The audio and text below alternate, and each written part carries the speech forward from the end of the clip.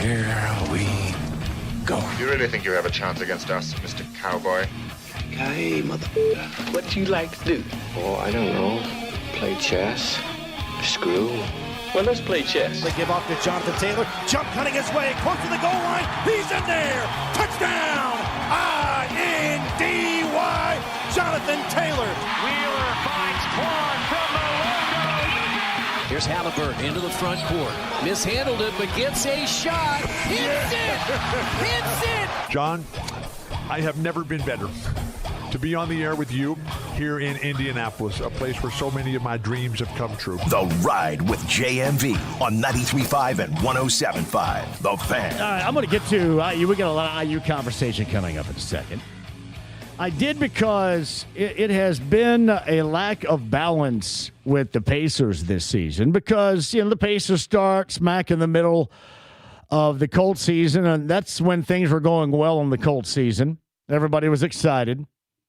Pacers started OKC rematch, if you remember, taking the Thunder to OT and then losing, and then basically everything went to hell. And they've been battling. And with that, you lose 13 consecutive. You're a better part of a month without a win, and it's very tough dialogue to have. And really, the lone solution I think everybody may be compatible with regarding this gap season with the Pacers is simply this: it's better off to lose. Why do you want to win? You want to make sure you have the opportunity to get the highest draft selection possible. And while you're right, for a season like this, and especially the way this team is made up, the way that it looks right now, that is very much a simple solution. That is a simple solution for you and I because we have zero investment in it. And we watch it. We talk about it. We're happy with it. We're pissed off about it. You still have the glow of what was just an incredible playoff run of a year ago. I mean, even a 13-game losing skid doesn't squash all of that.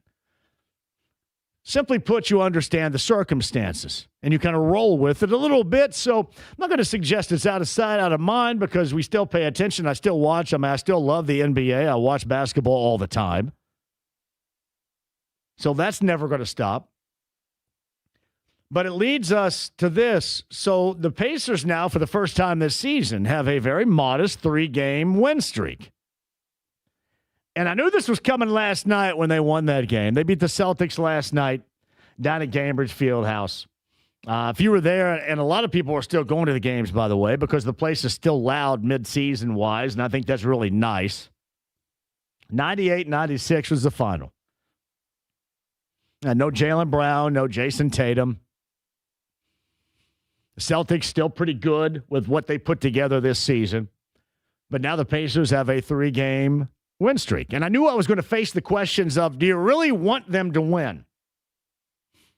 And while I get and understand why you want them to lose, you got to understand guys like, for example, Pascal Siakam, and you may not find anybody that has worked their ass off more this season than that guy. Remember when he was first acquired and then everybody questioned him coming here, and at the top of that list was, the nerds all talk about timelines, like sports nerds. Well, there are timelines here. So his timeline doesn't match. And Toronto recognized what they were giving up, and it was time to move on, and he's not going to be worth it. And, this timeline doesn't match Halliburton, which doesn't match this. And it's just a world of nerdery is what it is. Because what you don't know, what you truly don't know, you probably don't even find out how real it is until now. We knew the dude played hard. We knew the guy was still very good, and certainly he has fit in here as well as anybody. But what you really truly find out in matters in situations like this is just how much of a fire and drive somebody has. because we're not directly involved in it. We're not going to practice. We're not working out. We're not staying on a diet, making sure our body is ready, going through rehab and, going through, icing down and preparation that's endless for these games in a back-to-back situation, or, when you got 3 games over a 5 or 6 day period. We're not doing any of that, but they are. So we may not right now need the return on investment, but I'm going to tell you this. I was so happy when Pascal Siakam got that interview with Robbie Hummel last night, and I was watching that, by the way, on the Peacock. Shout out to Michael Grady, Robbie Hummel, and Scalabrini on the Peacock. But I was watching it, and that's nice to see, because it's nice to see that somebody is getting that return on investment, and that's Pascal Siakam. That's a lot of these guys that are playing above and beyond. And again, nobody understands or comprehends the circumstances more than these guys do. So if you win 3 consecutive, if we see some positivity in winning, and that always makes everybody else feel good. Yeah, I mean, it would be great if we could just sit here and say, yeah, just go ahead and lose and who cares? But, man, it does matter. And more so than anything else, it matters to these dudes. And a guy like Pascal Siakam, he has been so good this season. And each and every game, this dude gets up and knows that he is playing offensively in a fashion in which is not even relatable to how he played a year ago or how things go, for example, with a much more robust, a full, healthy squad, including Tyrese Halliburton. This is not even close. I mean, this guy is, in pick and rolls and one-on-one situations, there is so much dribble going on, but that's really their only alternative. I mean, you have to put yourself with your best players that are available in those situations, and it ends up being a lot of dribbling, and that's not what we have witnessed. That's not what led this team to a 7-game NBA Finals success, even in that loss in OKC.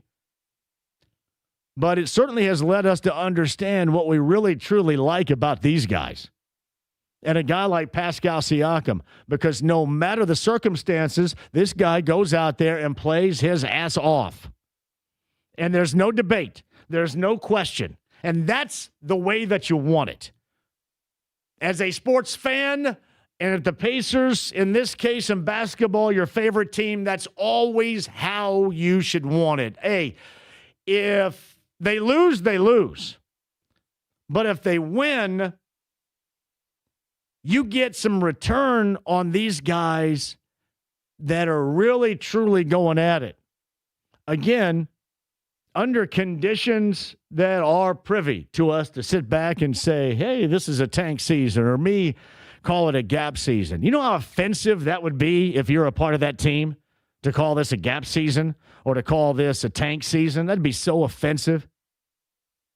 Yeah, you just guys go out there and lose because it's so easy to be a big loser. Hey, it's common. I mean, everybody loses. But that's not why you go out there and play. These guys have these levels of competition that, simply put, us average people, we don't understand. We cannot comprehend their level of competition, the drive, the fire that they have. I mean, it's one thing to be athletically gifted and blessed, but it's another to be able to do something and do something far beyond what you thought your reach was going to be in putting that product out there, night in and night out. And clearly, this team, this roster, this personnel, they've been compromised. So you want these guys to be able to see that return. And that return on their investment is going out there every day and playing as hard as they can, because that's what we demand. That's what they demand from themselves. And that's really, I would guess, as a competitor, how you look yourself in the mirror and how you get through certain situations of losing 13 straight. Nothing wrong with it. To answer your question, we'll let all this other stuff sort out when all this other stuff sorts out. End of the season, we will figure that all out. Hey, listen, we're all under the impression that the NBA is going to give us just a massive screw job anyway over this, right? Some kind of frozen envelope or somebody's stick them on a ping pong ball. I mean, I'm just joking here. Not really.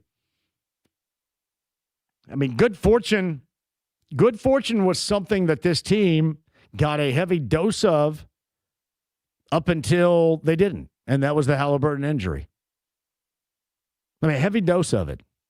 And then everything came crashing down.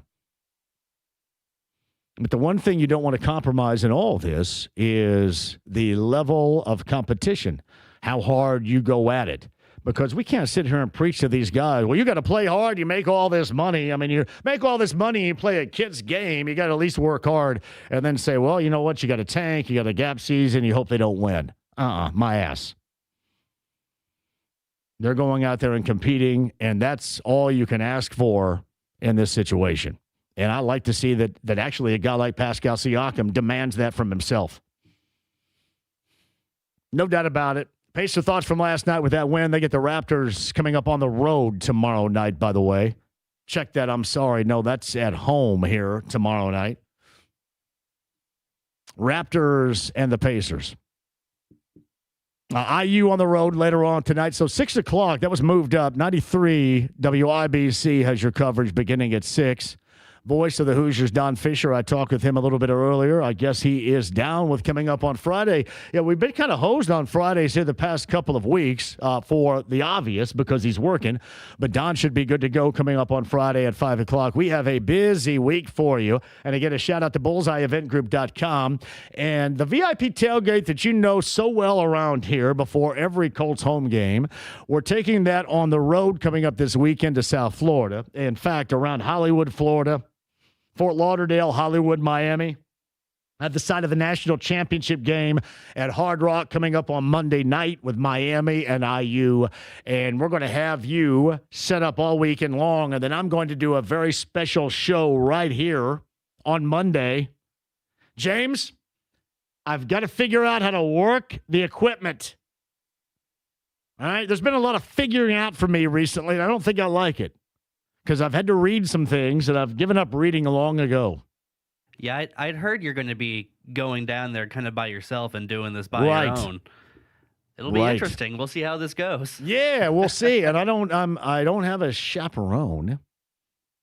If anybody's going down there, would like to be my official chaperone, and it is because I probably need a little bit of guidance, a little bit of direction. Even at 56. And if they happen to be tech savvy, that would be just a bonus as well. Tech savvy chaperone. Who would like that gig? It doesn't pay well, but we get to hang out together, and you know what that means. So, yes, maybe it will be fun for you. No, but a shout out to Bullseye. No, Big Red Liquors is going to be a title sponsor to our Monday show. Big Red Liquors with 100-plus locations. And really, for everybody that's going to be around here, that's your big game headquarters. And you know this to be true. Yeah, making sure you're stocked up if you're having a national championship game party at your place. Never be BYOB host. Because that equates to cheap-ass host. No. It's not BYOB. Has anybody ever gone willingly to a party that was BYOB? Hey, I'm throwing a party. It's BYOB. Yeah, I'll pass. Party hosts out there, Big Red Liquors. You know this to be true. You're savvy.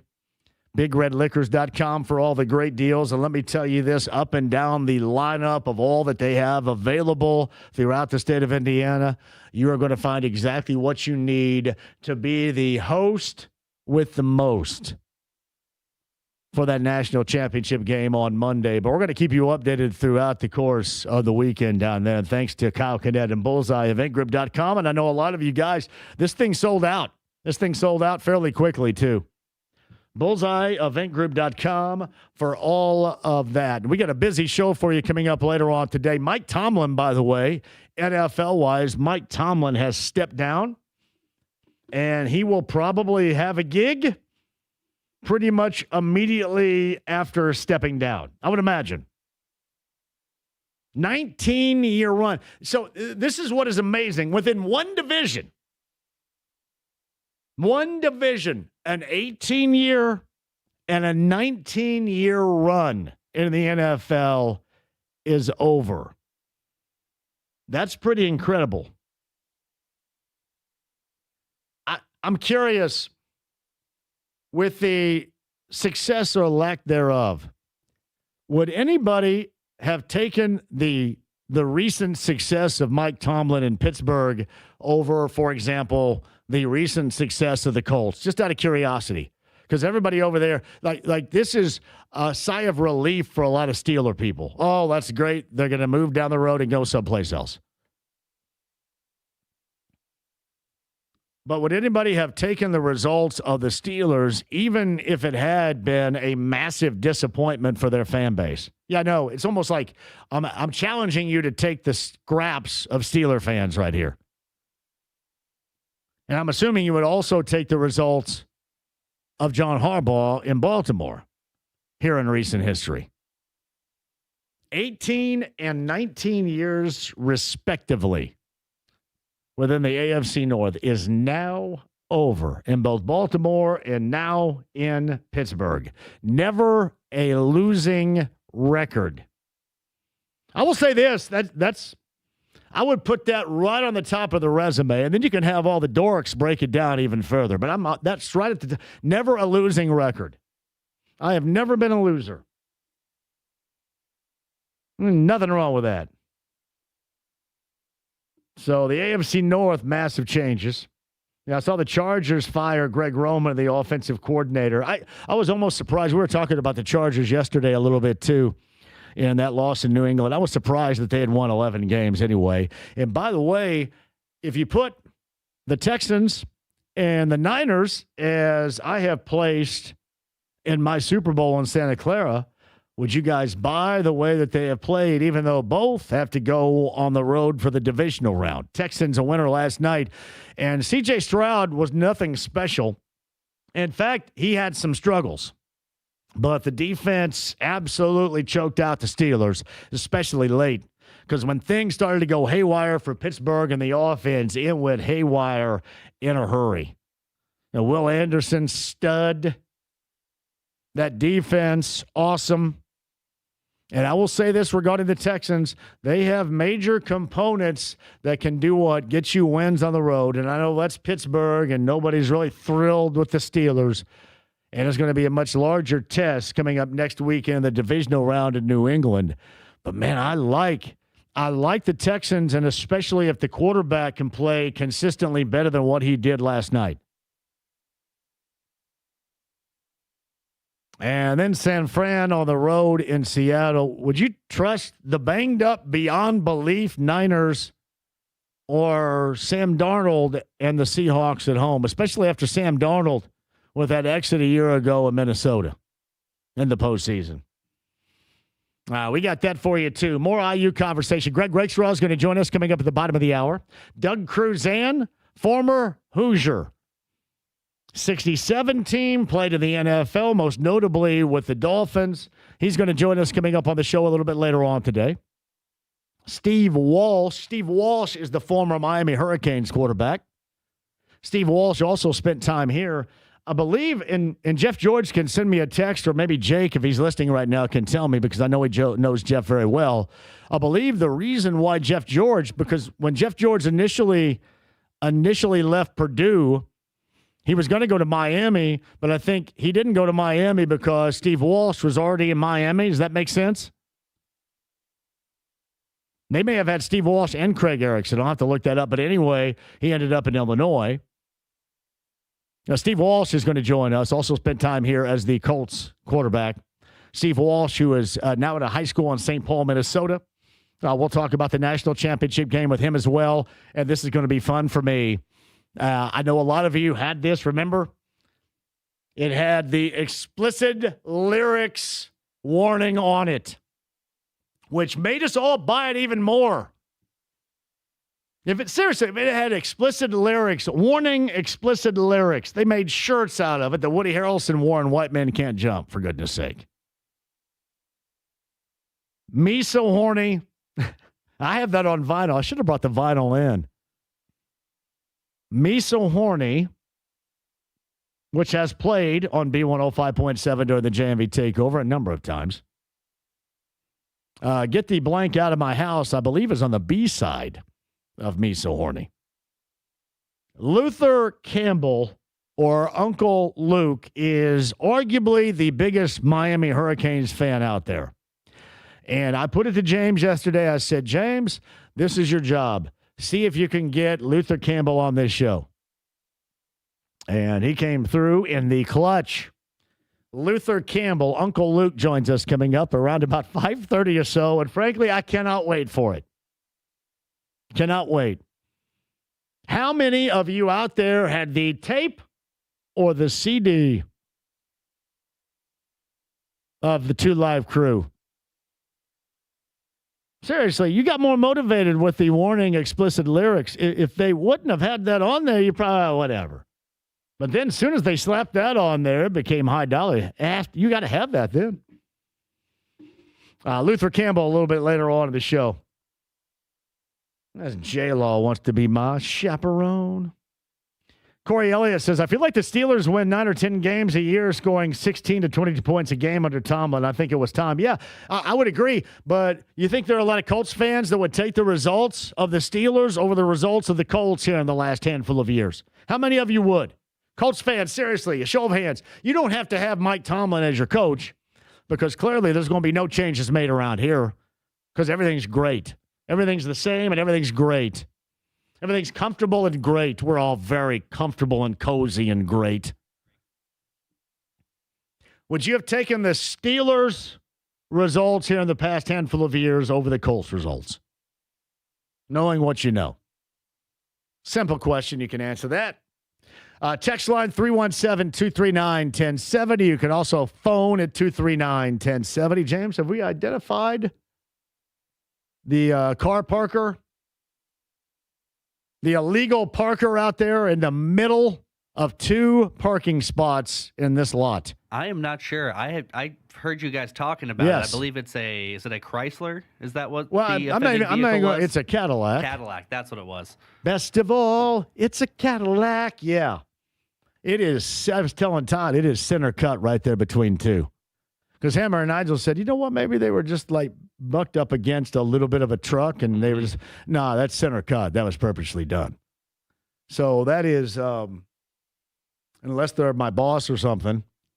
To be fair, though, I can see another car that's basically doing the same thing all the way at the back of the parking lot. So can you? He is not the only offender, it looks like. So you're telling me that I got to take my bar of Coast soap that I have in my car, ready, willing, and able to go out there and provide a little bit of vengeance for us all? I think you do. Yeah. Because I'm soaping me a window. There's a Cadillac out there that's going to have window soap before I'm out of here today. So should I get window or video of me soaping the windows, or is that too incriminating?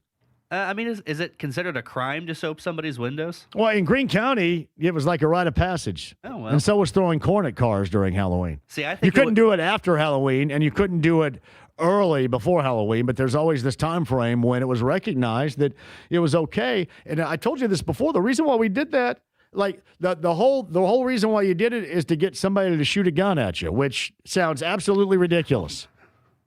See, that sounds like a crime. Well, the hillbilly would get out and because he'd be mad. And, I mean, he wasn't but he would shoot it up in the air mad.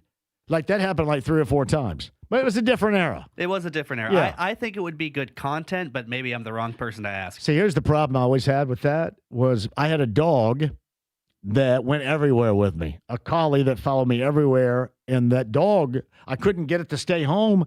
And then somebody would drive by, we'd throw the corn, and they'd go, hey, there's John's dog up there on the hill, and I'd get busted every single time. Well, you don't get a dog on you now, so as long as you maybe just hide your face my or something. Dog. Identify me by my dog up there. Thanks a lot. All right, quick break. We'll come back. Stream the app, HD Radio, AAA Membership Lounge via YouTube Live. Become a AAA member today. It is easier than ever. Download the app to your phone, hit a button, become a AAA member. Thank me later. Check it out. All that you can get, especially with those great deals, AAA.com today. Greg Rakestraw and a huge guest list on a Tuesday. Don't even think about going anywhere. 93.5, 107.5 The Fan.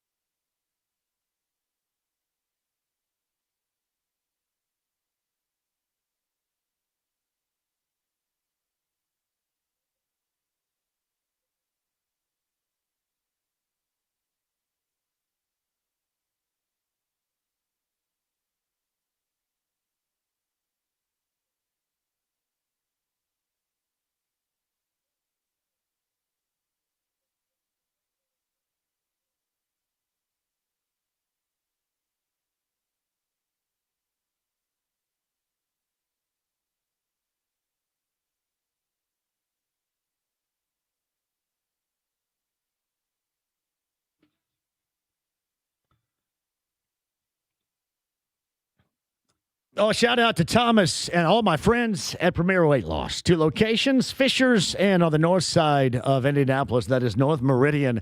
So maybe some of you out there decided to make a New Year's resolution to lose weight. And maybe you've tried before and it hasn't happened. Here's where it's gonna with Premier Weight Loss. Medically supervised weight loss injections in Indianapolis. And go no further than just me, and I will tell you the story in full detail. It 100% works. It works even more if you back it up with your very own work ethic. If you go at it hard, you're going to get the results and then some that you desire. In fact, for me, it is down 80 pounds. It's in the best shape of my life. I'm 56 years old, and now it's time to shape the body a little bit more, get even stronger. And they have a toning machine there that you can utilize. So many different areas in which you can address your body. But first things first, if you're ready to lose that weight, it's Premier Weight Loss. So ask about it today, pwlindy.com. That's Thomas, that's Sam, and that's Lauren. They keep track of exactly what you're doing down your weight loss path for you to reach your goal. And you will with Premier Weight Loss, just like I did. If you want any advice, I'd be glad to give it to you. But if you want to start on that weight loss journey, now is the time. That's pwlindy.com. Do it today, pwlindy.com.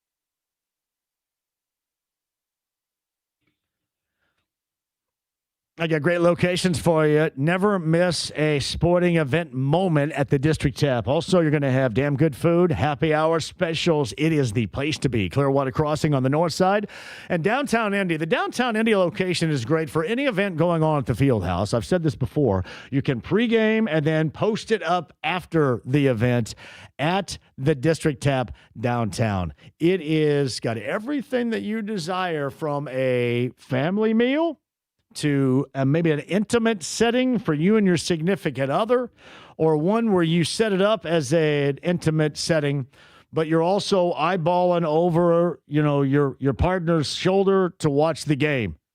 Believe me, they won't know, and you'll do the right thing. You're nodding and paying attention, but you're going to find out exactly what's going on in that fourth quarter of play, thanks to the District Tap and their strategically placed TVs absolutely everywhere. Damn good food, happy hour specials, the place to be. To find out more online, thedistricttap.com.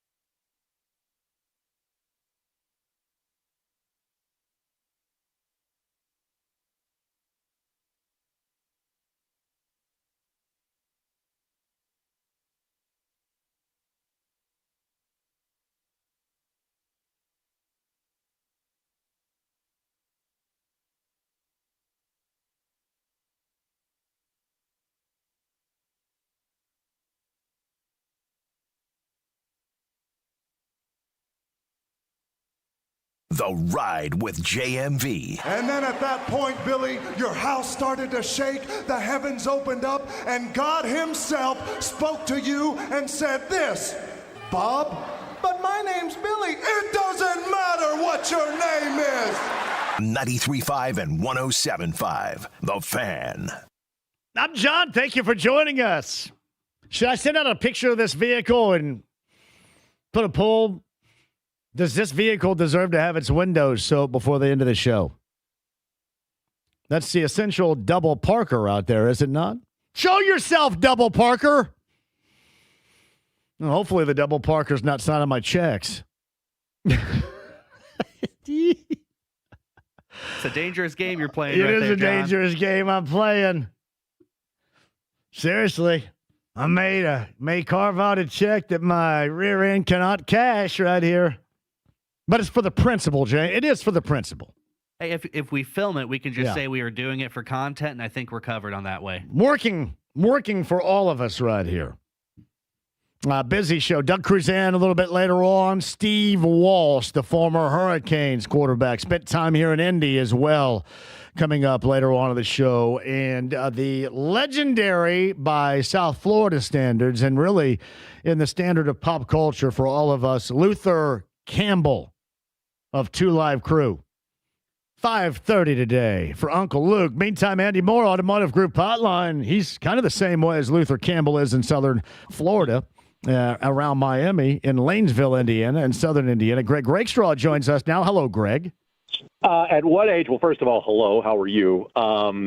Where were you in life when you first heard 2 Live Crew? I was in disc jockey, records and tapes in the Bloomington College Mall, and after hearing it, I purchased, Greg, the 12-inch single of Me So Horny, with the B-side being Get the Blank Out of My House. True story. I think I was in somebody's car when I was in the 8th grade, and then I vividly remember Band in the USA, which was safe for radio airplay in the summer of 1990, which comes to mind. I'm wondering, James, does the dump button work in there, by the way? Do we know? There is something labeled. There is something labeled dump button. I have not used it before. There's something. Hey, Greg, you've been in radio for a long time, and obviously, you know, you lead a premier broadcasting avenue right now the way that it is. If it says dump button on it and we use it, that's really, after that, it's not our problem anymore, right? That is your legal defense. That now goes on the engineering team. So since James talking about filming things for show content, you might want to film him doing that too, just for legal purposes. IU situation, go back to that Friday night at the Peach Bowl. Size up what you witnessed the night before in the Fiesta Bowl with Miami's win over Ole Miss compared to, just an absolute shred job once again that IU did to Oregon. And, that Oregon team, they were motivated with already being beaten by IU back in October, had 0 for the Hoosiers. Yeah, how do you balance out, size up that matchup a week from last night? Listen, if you've won a couple of playoff games, or I guess 3 at this point, the way that Miami has, you shouldn't be taken lightly.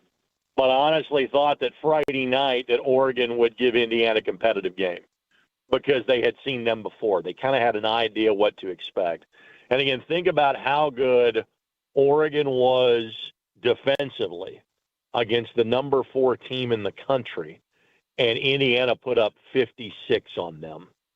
So anything is possible. It's crazy to think about Indiana being this massive favorite playing a game in Miami against the University of Miami. So anything is possible.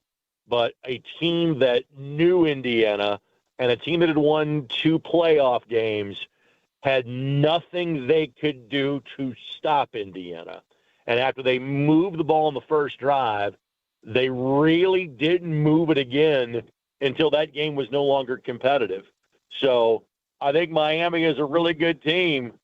I don't think anybody is Indiana this year, John. I just think that the way that IU is playing, Greg, it is a level. People say are trying to figure out whether or not we can compare them to the greatest teams of all time. And I think we can. And here's why. they are performing with a level of execution on both sides that is an absolute rarity on any level of football, much less what we're seeing right here. Correct. And again, the way they play, and you heard me use this, phraseology before this year, it translates wherever they are playing because they just come out and attack you at the line of scrimmage on both sides of the ball. And so it doesn't matter weather conditions, doesn't matter location. In basketball, maybe in football, we say this too, that defense always travels. Well, the same thing is for just mauling the dude in front of you because that's what gets Indiana, to this point. If you are so good that people just assume you're cheating, since that's seemingly like the latest craze to hit Twitter, social media, et cetera, that there's no way that these guys can be this good. They've got to be cheating, right? That is the ultimate compliment that you can pay to this football program that people can't fathom this team being this good. Is this something that you believe with what they have right now with head coach and resources? And I think that, people look at the resources they have, and certainly that's a huge part of the equation. But it is the high-level decision-making, to me, that really makes this thing click the way that it has the past 2 years. Is that something that you believe can continue even past what we witnessed coming up Monday night? The simple answer is yes. The only thing that gives you pause is knowing that there are a lot of guys that knew the system and have been playing the system for the last 3 or 4 years, the JMU guys that came with Coach Signetti and staff, and that a lot of those guys will clear out after this year to go play in the National Football League. And so given the track record of the coach, given the names they have hit on in the portal so far, given the fact that money is no longer an issue but an advantage for Indiana football, you want to say yes, but there's some pretty high-character dudes that are on the field for them right now, and it is much tougher to replace them than probably all of us want to admit.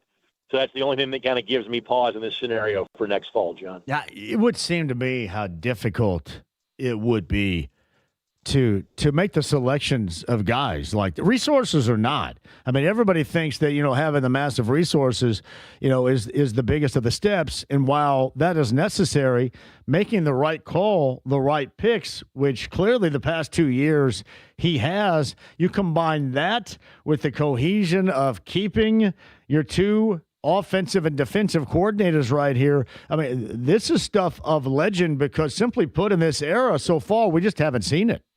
Correct. And again, all of the things that lead you to believe that not just that this team is real, but that this program can continue in anything close to the clip at which they have been the last 2 years is all of the things that have been put in place because, again, Indiana not only hired the right guy, they have enabled him financially to do all the right things and keep all the right people. It's Greg Rakestraw. He's kind enough to join us on the Andy Moore Automotive Group hotline. So how do you think this thing breaks down coming up on Monday night? You think that ultimately IU just has too much for Miami? I will say this.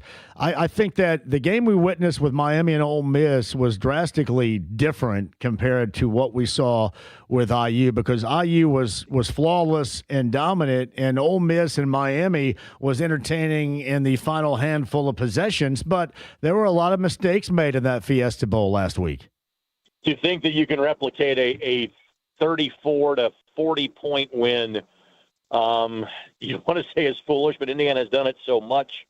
And again, given the fact that Oregon was the higher-ranked team than, say, Miami was coming in, there's something to simply talking about wins or something about the physicality and overall talent.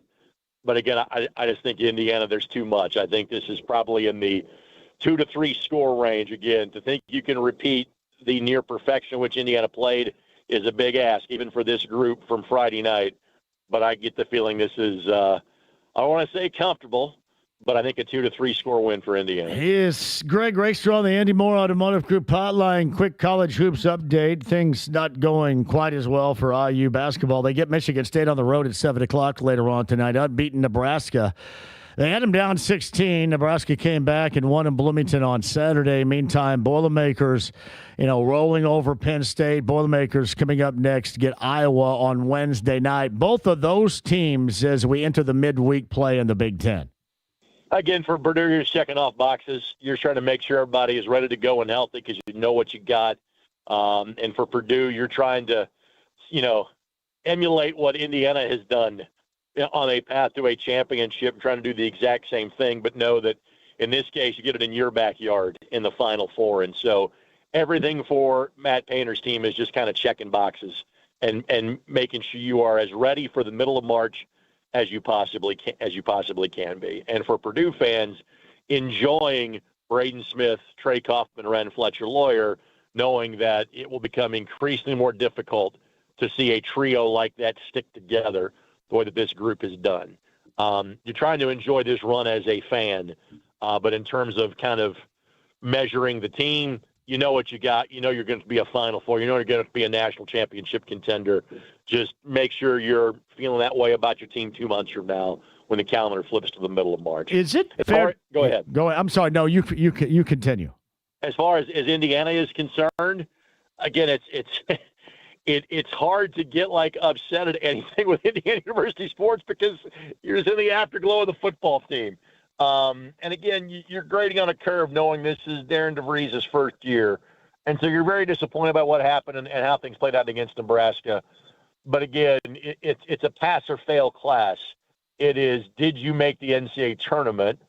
And I think Indiana's still on the right side of that bubble, but you can be kind of nervy about some things. But at the same time, you've got so many chances to get impressive victories in terms of Big Ten play that I'm not sure how much you're going to sweat Nebraska. Because that was going to be a bad loss. It's a bad loss because you were up by 16 points. Not a bad loss because, my goodness, they're undefeated, John. So, again, disappointing, but there's still so much time for this team to kind of figure it out and punch that NCAA tournament ticket. Hey, Greg, quickly regarding Butler, too. Butler on the road tomorrow night versus Xavier in Big East play. Very disappointed, especially in the last two. Yeah. That's Nova and St. John's. And we're talking about two good teams right there in the Big East. I understand that. But it seems like a lot of what was done in winning or losing in the case of Butler in those two games, the Dogs did to themselves. Greg, I swear, against the Johnnies last week, it looked like this Butler team met in a parking lot at Hinkle, then went out there and tried to play. I think what you're also seeing is the Stink Robinson having to learn on the job from a point guard standpoint. Not that he didn't know how to play the point guard position, but even as college ready as he was coming from Lawrence North, when you have to hand the ball to a freshman, that can be a bit of a problem. It shows you how much they're going to rely on Jalen Jackson, the transfer from Purdue Fort Wayne, who obviously is out for the season now due to an ankle injury and due to ankle surgery. So I do think this group has regressed. I do think there is a slight bit of an explanation, but it also just indicates that, they just haven't progressed under Thad Mott, I think, the way that anybody had originally hoped. Even if they are better, it's still not good enough to be top half of the Big East, which I think is a realistic goal for this program. Trying to get to where UConn's at right now might be a stretch, but if you can be a top half of the Big East team, I think that's doable, and this group simply isn't there yet. Greg Rakestraw had a cover of, "Hey, we want some," back in your day at Lanesville, right? Of Two Live Crew? Well, there was the PG-13 version you play when the parents were around, and then there was the R-rated version you play with just you and your friends. Yeah. So. Hey, we want some gravy. Right? Is that what it was? This, there was Moni Moni where we all had our chant. A buddy of mine came up with a version, hey, what, drink milk, read a book. So imagine it was that version of Two Live Crew, which made it really not exactly live or really Two Live Crew at all. Oh, buddy, it's a pleasure, man. I appreciate you. We'll catch up next. We'll say this. I don't know Tuesday when I'm going to be back, so I don't know if they're going to have you in the bullpen or not. So maybe I should mention that. I heard the announcement of your plans yesterday, and immediately my thought goes, I might be getting a phone call from Todd Meyer about Tuesday afternoon. And as someone, much like you and I at the time, were the two afternoon drive hosts when the Colts won the Super Bowl. Yes. And you and I have had the on-air and off-air conversations, but how that was the easiest and most fun shows we have ever done. Because the day after the Super Bowl, I just opened the phone lines for 4 hours, let people talk. Yeah. And if I get to replicate that for 3 hours on Tuesday, that would be freaking wonderful. But obviously, it's better for everybody involved if you catch an earlier flight so you get to enjoy that experience since it's your name on the marquee and not mine come Tuesday afternoon. Appreciate you, my brother. See you, buddy. Greg Rakestraw's on the Andy Moore Automotive Group hotline. Steve Walsh, the former Miami national champion in 87, former Heisman Trophy runner-up, I believe, in 88. Also played quarterback here in 99 for the Colts. Steve Walsh, top of the hour. Doug Crusan, very, very high-level former IU football player. Both at IU and Bloomington, and left tackle for the Miami Dolphins, played on the 72 unbeaten team, protecting the blind side of Bob Greasy. Doug joins us at 4:30, and Luther Campbell, 2 Live Crew fame, joins us coming up at 5:30. The self-proclaimed biggest hurricane fan on the planet, Uncle Luke, 5:30, 93.5, 107.5 The Fan.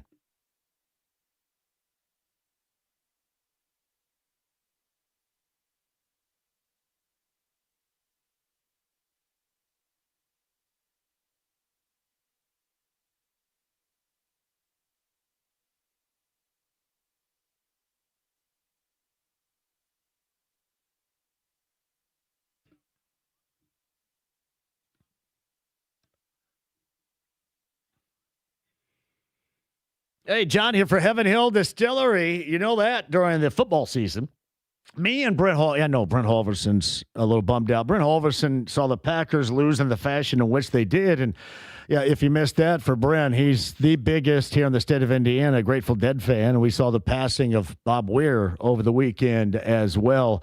Our friend Brent Halverson always brings a fun time for us with Heaven Hill Distillery and the line of beverages that we so love, you know, starting with Larceny Bourbon, Luna Azul Tequila, having our tavern tour stops, all that he brings with Heaven Hill Distillery. Face it, we would be nothing.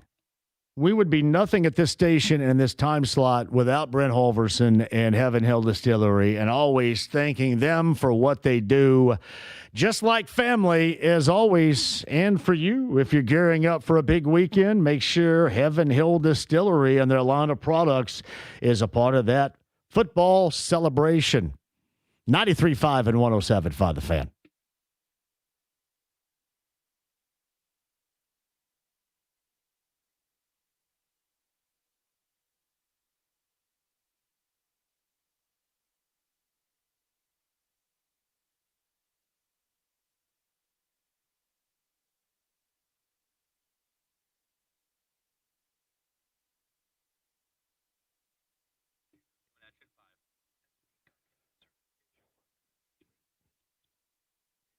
Hey, John here for Big Red Liquors. They are the title sponsor of our show prior to the national championship game next Monday down in South Florida. When we're there with BullseyeEventGroup.com, that is Big Red Liquors, your big game watch party headquarters, BigRedLiquors.com. You can find them on X and Facebook and Instagram, as well as TikTok. Red Hot deals, the speakeasy deals that you can find. And stop by one of Big Red's 100-plus Indiana locations or BigRedLiquors.com. So before IU takes on Miami, you know where to go. Never be the host that is BYOB. Always make that stop at Big Red Liquors. Big Red Liquors, your big game watch party HQ and longtime Who's Your Favorite. For more info and, again, being a part of our live show coming up Monday down in South Florida, online, BigRedLiquors.com today.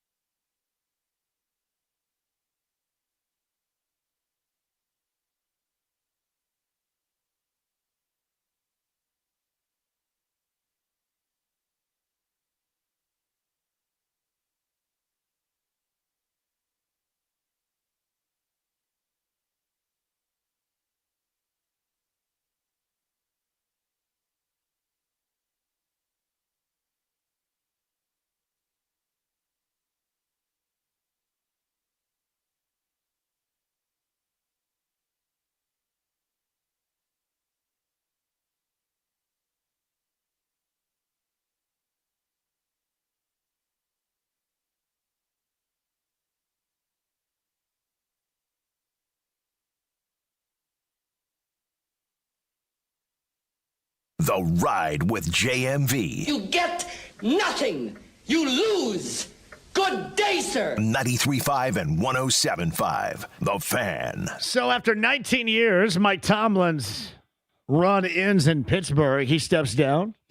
You couple that with 4 days ago, John Harbaugh, after 18 seasons, stepping down from Baltimore. That is significant coaching news in the NFL.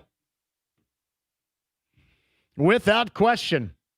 But the Colts are just going right down the line and remaining the same because everything is all right. It's very much like the Animal House scene with Kevin Bacon. Remain calm, all is well right there. Everybody else making significant changes. Right here, after last week, we know everything's good.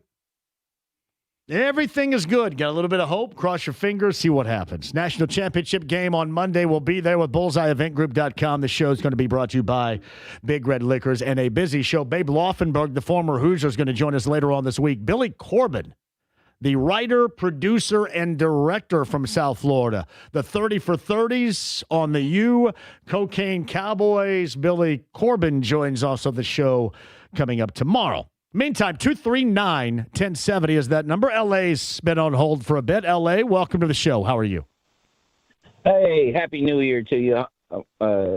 Nice to finally talk to you. Listen, you said something real good, JMV. What was that? There's 31 other teams or 30 teams would love to never have a losing season and always be in it some type of way. Now, I'm from South Bend. I went to school with Diggerfeld's children. Let me tell you, but the similarities between Pittsburgh and South Bend. If Notre Dame doesn't win the title every year, if they go 11-1, 12-1, that's a failure because they're spoiled. And I understand that. I'm 59. I've seen Holtz come in there and take us out of the trash can and put us on the mountain. Same way with Tomlin. If you get on a Steelers station, that town, I'm so disappointed, JMV, because we're going to be trash for the next 5 to 7 years. And let me tell you why. When you're not generating money, which Steelers were number 2 behind the Cowboys, they're always on national TV. They're always on Monday Night Football. NBC loves them like they love Notre Dame. Now we're going to be starting all over. Yes, we hung on to being too long, but hey, let's go ask the Colts about pushing out 2 franchise quarterbacks, when they still had some left in the tank. I'm just disappointed in all of these people across the country because it made me think like it's a black and white issue, JMV. That's how I felt like because they glorified Belichick, and he cheated. Colts fans know that. Belichick was caught cheating. And, he's the greatest coach. BS. You never had Tomlin carried himself like a gentleman. Yeah. Hey, you know what? I got to run the top of the LA. You call anytime. Thank you very much. The records will reflect, and Steeler fans, I think, will more greater embrace and recognize what he was for 19 years, the further you get away from it. And it's also dependent upon the success or lack thereof they have when they start now an era without him. That's just the way that it kind of works right here. The same thing can be said for John Harbaugh. But certainly in Pittsburgh, they will, but again, it's dependent upon the success or lack thereof they have coming up here in the next era. Normally, that's what happens. You embrace. I'll give you a great example. We have him on the show all the time. There are a lot of people who look back here in recent memory to Tom Crean much more favorably now in terms of IU basketball than you certainly did before. That is always the way that it goes. I mean, hell, I look back at Jim Caldwell right here, right now, and go, damn, go get Jim Caldwell. Where's he? It's just the way that it is. Quick break, we'll come back. Doug Crusan, former Hoosier, bottom of the hour. IU Sports Hall of Famer. Luther Campbell, 2 Live Crew, 5 o'clock hour. Coming up next, Steve Walsh. He's the former Colts quarterback, I think a season here. But most notably, 1987 national champion under center for the Miami Hurricanes. Steve Walsh scheduled to join us, and I may have something else coming up later on this week lined up as well. Don't go anywhere. Stream the app, HD Radio, AAA Membership Lounge via YouTube Live. Love to talk with you on the other side on 93.5 and 107.5 The Fan.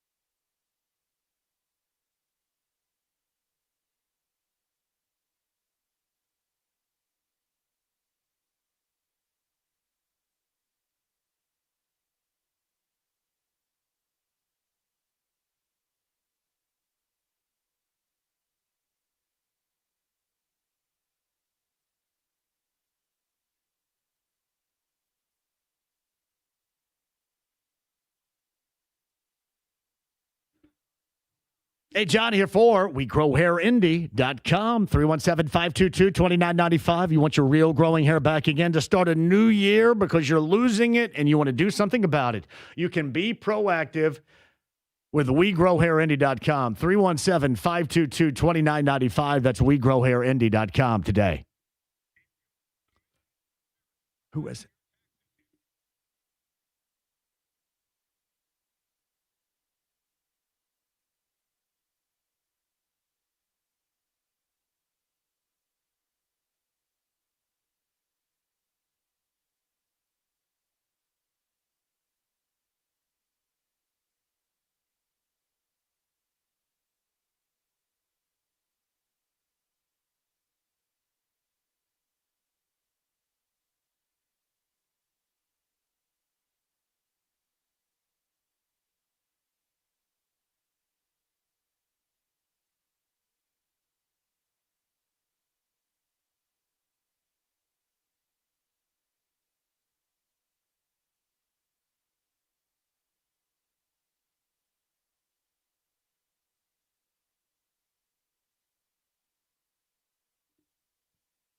Hey, John, for Andy Moore, Buick GMC, 131st, State Road 37. That is in Fishers. Eric Wilson is the guy that will lead you down the path in the best car buying experience you've ever been a part of, simply put. Inventory, service after the sale, and then you complement that with great savings you can find. They have incentives to buy right now that can get your 2026 off to a tremendous start with a new set of wheels. Have that conversation right now with my friend Eric Wilson and Andy Moore Buick GMC. The absolute best. 131st, State Road 37 in Fishers.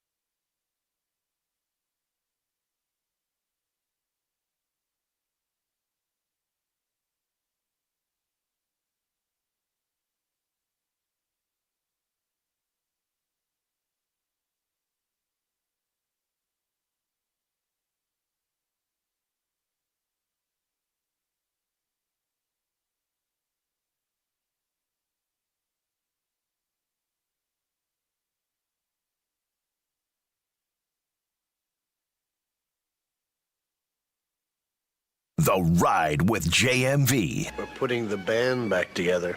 Forget it. No way. We're on a mission from God. 93.5 and 107.5. The Fan. A big show for you. We'll be down in South Florida coming up on Saturday and through Monday. Actually, Saturday through Tuesday. Monday, this show is going to be live, brought to you by Big Red Liquors. BullseyeEventGroup.com is going to be an absolute blast down there. Many of you are going with us, and I do need a chaperone, so that is awesome. Thank you all for stepping up in that capacity, whether it's just for the technical background of it or to keep me out of the hoosegow. Thank you very much for being a part of that and willing to lend a hand in the effort coming up this weekend. IU and Miami, the national championship game coming up on Monday. Doug Crusan, the former Hoosier, the former Dolphin, a part of that 72 unbeaten team, protecting the blind side of Bob Greasy. Doug joins us bottom of the hour. Luther Campbell, the self-proclaimed, and maybe he is the biggest Miami Hurricanes fan in the history of Miami Hurricanes football, joins us coming up in the 5 o'clock hour as well. Meantime, on the Andy Moore Automotive Group hotline, he won a national title back in the day with the Hurricanes, also spent a season here in Indy as a quarterback. High level, to say the least, with a group that was as high level as you would find back in the day in Miami with the Hurricanes under center. Steve Walsh, the former quarterback, is on the Andy Moore Automotive Group hotline. Hey, Steve, thank you very much for the time. How are you? I'm doing fine. I like, normally I get these media requests when Miami plays Florida State or Notre Dame. Not many recently, when it was the national championship game. So I do enjoy being on this time of year. How about you were here for a season, right, in Indy? Is that true, Steve? I was, yeah. 1999, Peyton Manning's second year. That is amazing in itself, but maybe even more amazing is the fact that your Canes get the Hoosiers. IU football is in a national championship game on Monday. Is that still something you have to hear a couple of different times and wonder where it came from and then how it ultimately got there so quickly with Curt Cignetti? It's certainly a surprise. But when you look at him and you really watch, the team, you see the reasons pretty quickly. And Cignetti, I had followed when he was at James Madison. So when he made the move, I was like, all right, this he's got a proven system and a staff, and the players get a little bit better. The competition gets better. You get better coaching as you rise up through the ranks. But man, what a tremendous job he's done, and they certainly have something special, and it's been proven on the field. And, when you look close at, the offensive weapons and the way Mendoza's been playing and his receiving core, I'll probably undersell the defense, but I'm an offensive guy, so that's what we do. So Steve Walsh, the former Canes quarterbacks on the Andy Moore Automotive Group hotline. How would either one of these teams on Monday night compare with your 87 group, for example, in Miami? It's always difficult when you go across generations because the game has changed so much. I mean, at Miami, my two seasons, 87 and 88, we were throwing the ball. Just the way we threw it was so different. You're predominantly under center, shotgun maybe on third down or third down and longs, but for the most part, you were under center. And, usually you had a tight end with his hand down in the dirt attached to the line of scrimmage. It wasn't split everybody out. So the game itself has changed so dramatically. But, we had guys that went on. Obviously, we had a huge roster of guys that went on. At one point, I believe there was 40 guys on our roster that played in the NFL. Obviously, maybe a half a dozen that were first-round draft choices. So when you look at that and try to compare, okay, what does that look like to Ohio State's team a year ago or Michigan the year before or the Indiana team right now, I think it's certainly comparable in talent. It's just a different type of skill set. Steve, you look at Fernando Mendoza, the Heisman Trophy winner. I think in 88, you may have been the runner-up for the Heisman, but that's your Heisman Trophy winner coming out of South Florida, Christopher Columbus High School down there. What do you see in him, and what do you think his translation is going to be coming up to the next level in the NFL under center?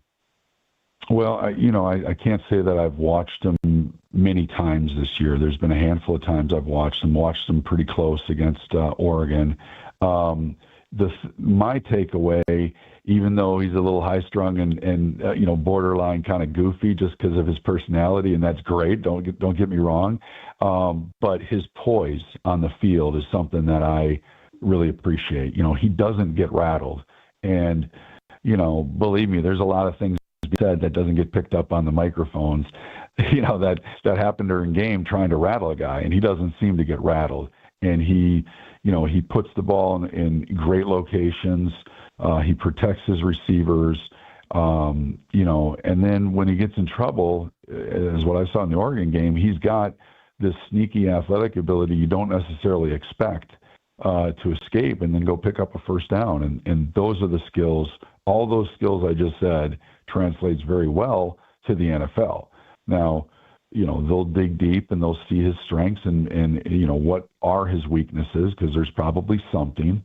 And if he's slotted into the right team, unfortunately, when you're that good, you tend to go to the worst team in the league or teams that don't have a great supporting staff, and then it does take a little while. So, but I think the skill sets of his maturity, his poise, his accuracy with the football, all those things translate extremely well to the next level. He is Steve Walsh on the Andy Moore Automotive Group hotline. Steve, I look at him with precision and execution. And to me, overall for this IU football team, that's what they've had. You mentioned this. I thought that Oregon game probably spoke as loudly in their dominance than anything else was the level of consistent execution that you see across the board, whether we're talking about quarterback play offensively or defensively. And even when they make a mistake, they normally are able to, in that moment,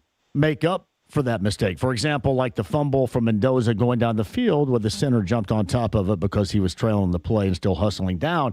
It just seems like they have a level of execution that we have not seen at this level, certainly in college football going to this national championship game Monday. Well, when you look at their receiving core and you got, Surratt and Becker and Cooper, and all those guys can make plays, and Becker's got this huge catch rate. I mean, he's 6'4", but he plays even taller. And, and then when you combine a quarterback that can locate the ball where he wants, that brings up the back shoulder fade, and they're really good at throwing that. And it almost makes it undefensible.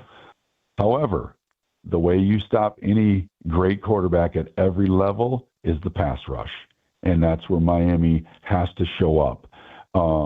Bain has to have a huge game. He was kind of a no-show against Ole Miss, and maybe that was the way they blocked him and double-teamed him, but he has to show up, because at any level, if you can pressure the quarterback and overwhelm the opponent's offensive line, you can, shut all those things down really quickly. Will they be able to do that? I'm not sure. I thought Oregon got into passing situations, partly because of the score. They became one-dimensional, and obviously that played right into Indiana's hands. But offensively, they can do a lot of things well. And, like at the NFL level, you can take Marvin Harrison away. Well, Reggie Wayne's going to beat you. So, yeah, right. So you can't double everybody. And, if they got to decide who's the guy that they're most afraid of and try to double him. And then it's one-on-one with the other two, and they got, all three certainly have a future, to play on Sundays, and with the quarterback that's throwing the ball, if we don't have a pass rush, it's going to be a long day for Miami. What's been your impression on Carson Beck for the Canes? I've been waiting for him all year. I don't know what the heck he got paid, $2 million, $3 million. I don't know, but I've just been saying, hey, he's got to live up to that money. And in the Ole Miss game, he did. But honestly, he can play better. He missed some things early on that could have separated, the score even larger. But when they needed him, he made some incredible third down anticipatory throws that you don't see a lot in the college level. And then, obviously the last play, he recognized it and said, hey, there's nobody over here. Let me just run the ball in.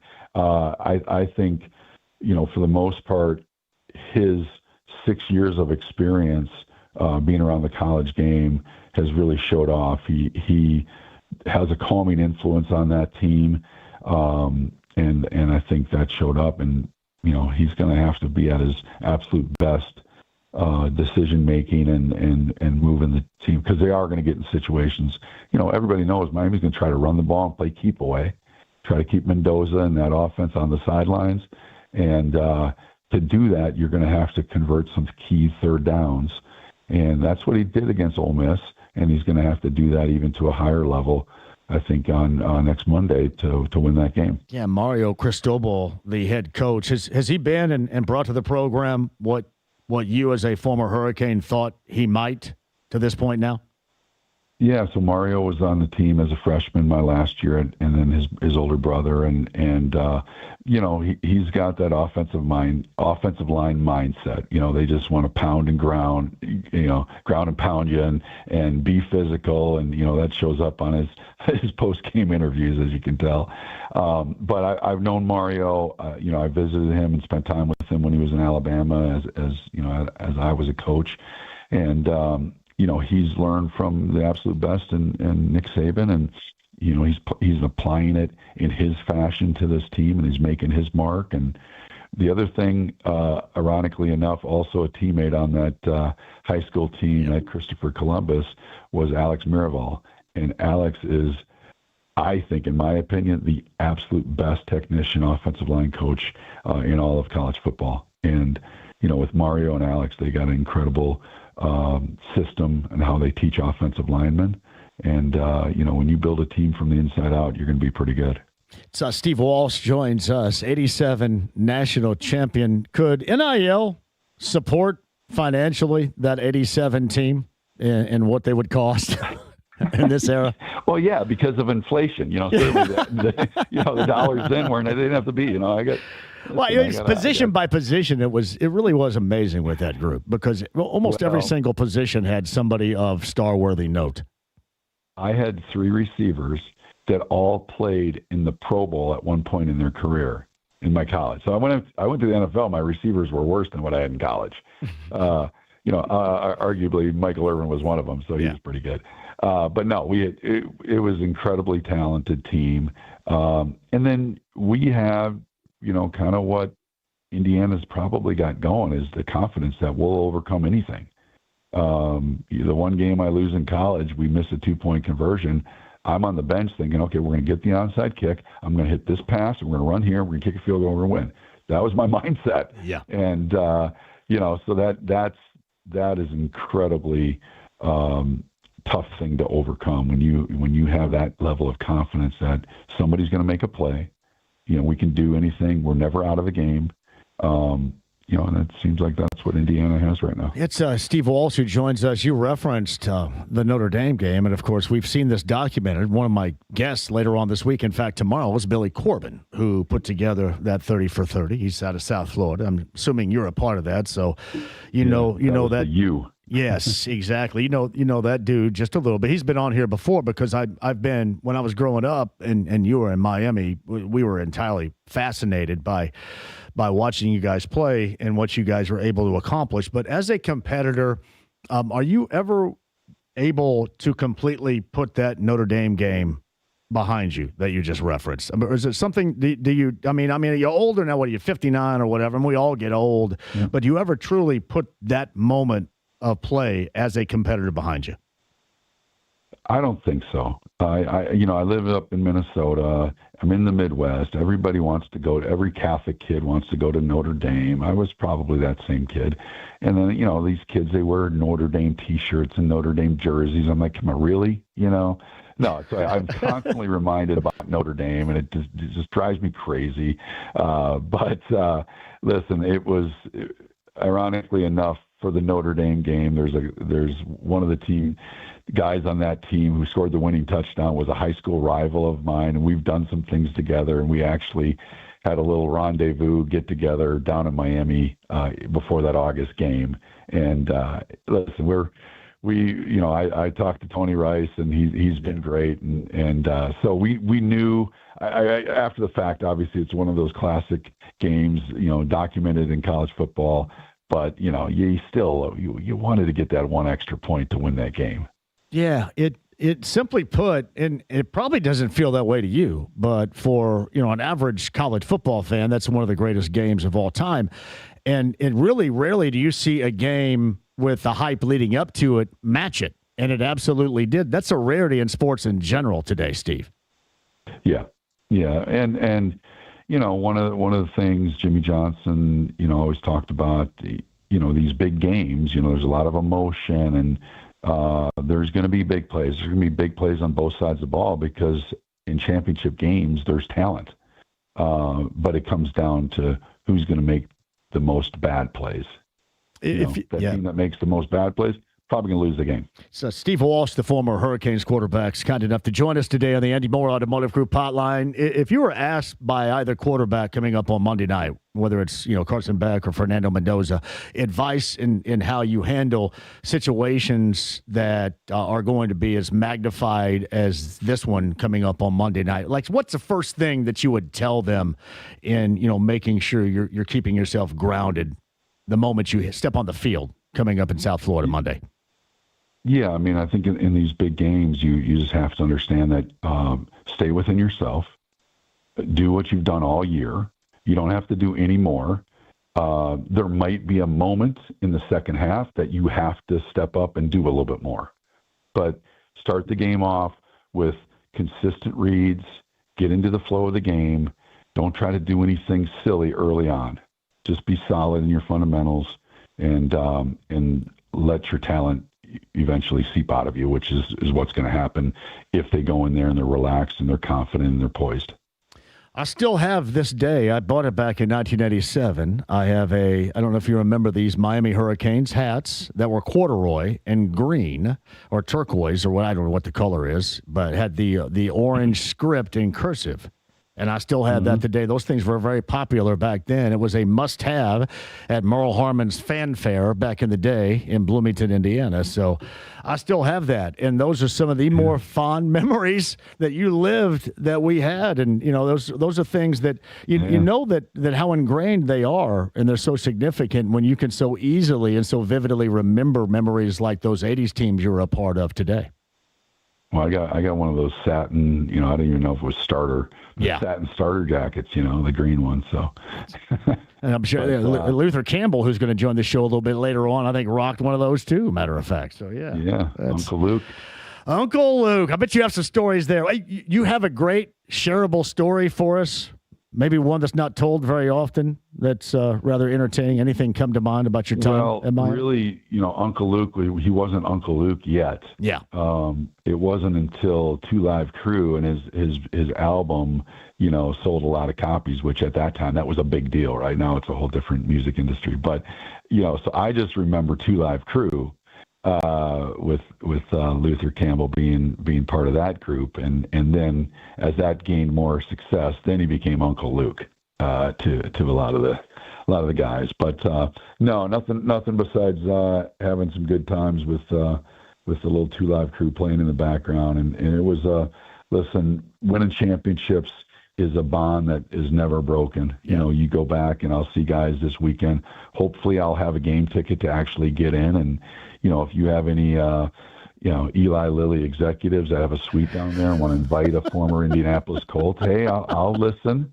Well, I may have some room in my room. I'm at the Diplomat coming up this weekend. I have a room. I don't have a game ticket yet. You don't have a game ticket? Well, we got to find that out then. If anybody out there has a game ticket for Steve Walsh, he is a former Colts quarterback in 1999. Yes. Yeah. Exactly. But, no, it just that bond that you have, I'll see guys this weekend, and you go right back to that moment, and it's just as a coach, I've always told kids, hey, you win a championship, that bond's never broken, and so. You enjoy your coaching time in Minnesota? I have, yeah, it's been good. High school, coaching is certainly a challenge in itself, and a lot of time if you're going to do it right, and so yeah, I've enjoyed it. That's great. What a fantastic career. And I'm assuming you have at least one good Manning story, right? From here? Oh, Peyton, man. So Peyton, I first got to know him. He was 16 years old. I was playing for the Saints, and Archie was one of the first guys I met from New Orleans. And, I tell this story all the time during the off seasons, which, no OTAs or whatever they're called now, but Peyton would come out to the practice. We'd put him in the huddle like every once in a while. Hey, Peyton, you got to curl flat over here, throw it. And he'd be running a play. I don't think, our dominant Saints defense was giving it 100%, but it was, he was exposed to NFL ball certainly at a high level very early in his career. So when I signed there, Jim Mora, of course, coached me when he was at the Saints, and they were looking for a backup. I came up there, had a great workout, and he's like, "Hey, I'm surprised we're going to sign you."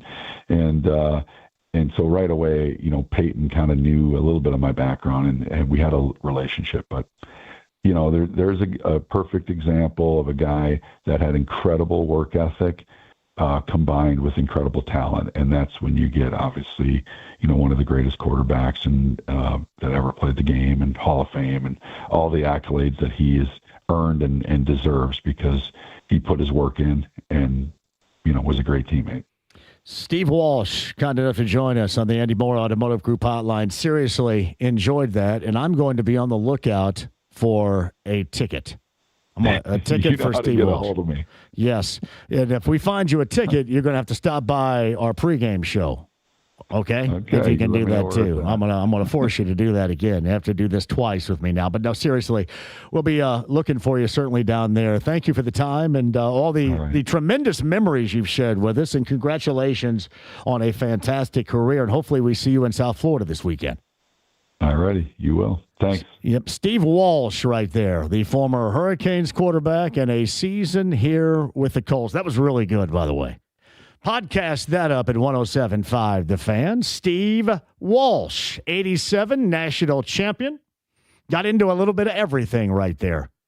Think about that. Goes to the NFL. The wide receiving core is worse than what he had at Miami collegially. Yeah, the Notre Dame game brought that up. That was good stuff. 1075thefan.com. Former Hoosier Doug Crusan is going to join us coming up on the other side, too. Luther Campbell, Uncle Luke of 2 Live Crew. Coming up at the 5 o'clock hour. Don't go anywhere. AAA Membership Lounge via YouTube Live. If you got a ticket for Steve, let us know, too, and we'll reference him to you with 93.5 and 107.5 The Fan.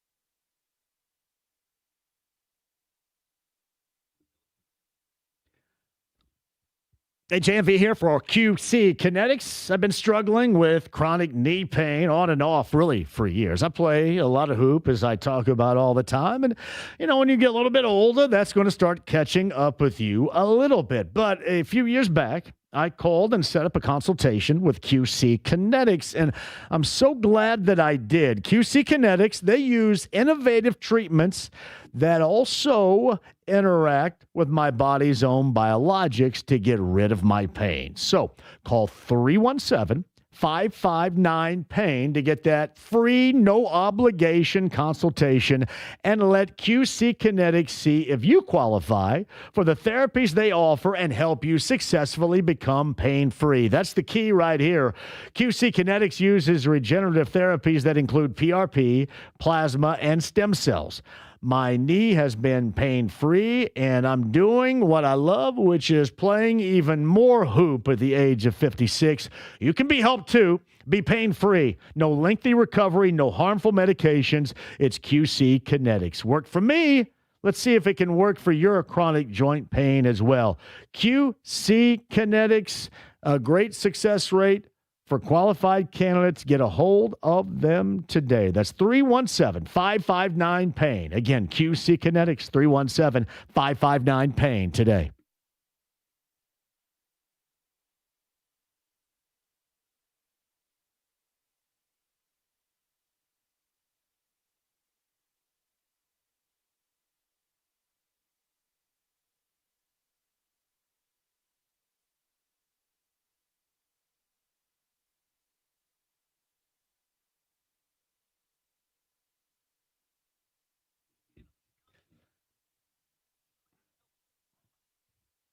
Hey, it's Premier Weight Loss. Thomas to the gang with the 2 Indy area locations. And if you have decided to go ahead and lose the weight to start this new year, you got a great opportunity right now with Premier Weight Loss. And what it has done for me, it can do for you as well.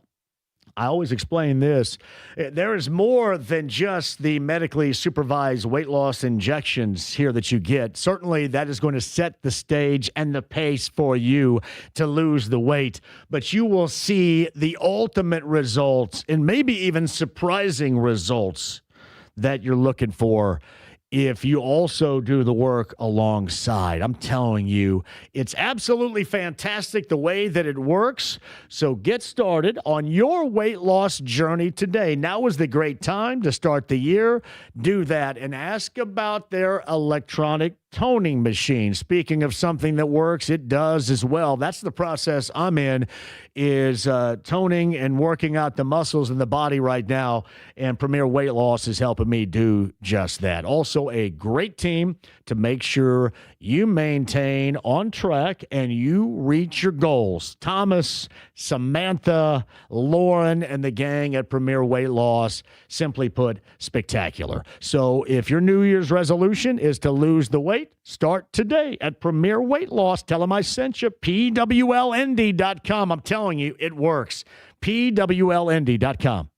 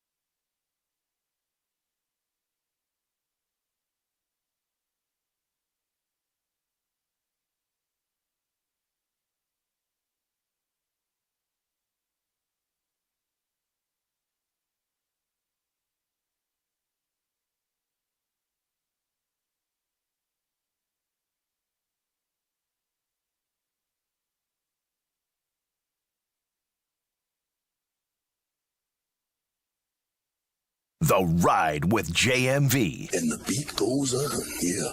And the beat goes on. 93.5 and 107.5. The Fan. Hey, welcome back. Steve Walsh, the former Hurricanes quarterback, spent time here in Indy as well. A little bit earlier. Podcast 1075thefan.com. So, James, Evan of Cluster Truck was here a little bit earlier, right? Dropped off some food? He was.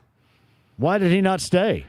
I think he's still a little bit like there's the security thing. I'm not sure if he has been given permission to come in here or anything like that. I think that's kind of what he said. Really? So I think next week, though, I told him if he wants to come up, I will let him in and we'll get him on the air. Yeah. Somebody's got to go get him and bring him up here. Yeah. Evan Sherrill of Cluster Truck. Tonight is a great night to get a Cluster Truck meal. Big fan. Use that promo code and save big, for example, on this Tuesday night with whatever you're getting. Now, what did you get today? I believe he got me, it's called the Lazy Breakfast Burrito. Sweet. I've got the salmon. You do have the salmon. The salmon. I've never had anything other than the salmon, and I'm proud of that. You know, you should try some of their other stuff from time to time. They have some really good stuff. High calorie, baby. We can't do it. I'm sure they have some other healthy stuff other than just the salmon. The salmon is what we're going for. Clustertruck.com. Again, use the promo code BIGFAN to save big tonight, tomorrow night, rest of the week, into the weekend, maybe even next Monday night for the national championship game. If you're hanging around here and you don't want to cook, that's Cluster Truck. BullseyeEventGroup.com. We'll be down there coming up next weekend with BullseyeEventGroup.com. Big Red Liquors, the title sponsor of our broadcast, coming up on Monday prior to the national championship game with Miami and IU. We talked about that with Steve Walsh a moment ago. And on the Andy Moore Automotive Group hotline, a great deal of background with the IU football program and IU athletics in general. Let's welcome to the show former Hoosier Doug Crusan. He's kind enough to join us now. Hey, Doug, thank you for the time. How are you, sir? I'm fine, John. How are you? Except you made me hungry. Well, how about that? What would you be going with, the salmon or the breakfast burrito? What would be your choice? Salmon. There you go, brother. Doug, we're on the same page right there, buddy. Same page. Hey, this IU football program is one that you have followed for years. Of course, as a player back in the late 60s, you transitioned to the NFL. You're a part of that 72 championship team in Miami that was unbeaten, protecting the blind side of Bob Greasy back then as well. And obviously, you've watched a lot of teams, and you've seen just in the past 2 years something incredibly different about this program under Curt Cignetti. What has impressed you the most about this rise of the Hoosier football team? Well, first and foremost, I like Coach Cignetti's attitude. He's positive, straightforward. Obviously, has brought the players together. They believe in themselves now. They've 2 great years in a row, which is absolutely unbelievable for your confidence. What a 2-year run. It's just been, as an alumnus, what a great thing to watch. I know. And I think of a guy like you that has spent so much time within that program and played at such a high level within the program. This probably has to be most gratifying to you because of the years, the eras crossed, and getting to a point where many people, Doug, thought that this team, this program would never, ever reach. Correct. Many years of this, it's the success we had way back in 1967. But over the years, they did go to multiple bowl games, which is great for recruiting. But to see this kind of success and to sit here knowing that 7:30 Monday, I'm going to be watching a team to win the national championship. So you played in the NFL in the Orange Bowl, and unfortunately, the Orange Bowl is no longer with us down in South Florida. This is the Hard Rock Stadium, and you're going to be front and center. Can you imagine, Doug, if somebody told you when you're a member of the Dolphins that one of these days your alma mater would be playing the Miami Hurricanes in a national championship setting like that? You would have thought, you got to be kidding me. No, exactly. And the Orange Bowl is gone now. That's they built the Miami Marlins Stadium on top of that. Yes, such a great football history for you too, because you talk about the '67 team, Doug, with IU. You talk about the Miami teams of '72 and what you're a part of with Don Shula. You've had some memorable moments playing the game, being a part of the game. Where is this one going to rank on Monday night watching the game for you? Right there with, you got the Rose Bowl, having played 3 Super Bowls, and now comes this, top 5. So Doug Crusan, the former Hoosier, kind enough to join us on the Andy Moore Automotive Group hotline. What's your impression on the Heisman Trophy winning quarterback Fernando Mendoza from what you've seen this season from him, Doug? What a class person, John. Absolutely class guy. I woke up about a week ago and thought, well, okay, doggone it, Miami's going to have a home game. But then it hit me. Fernando Mendoza is going home. And you want to try to overcome what he wants to prove. Going to be beautiful. Yeah, it will be too. Now, did you attend the Rose Bowl and the Peach Bowl as well, Doug? No, sir. No, sir, I did not. This is going to be your first time. I'm going down there as well to be a part of that and do a live show down there, which is going to be enjoyable. You know, we talked about Curt Cignetti and what you like about him.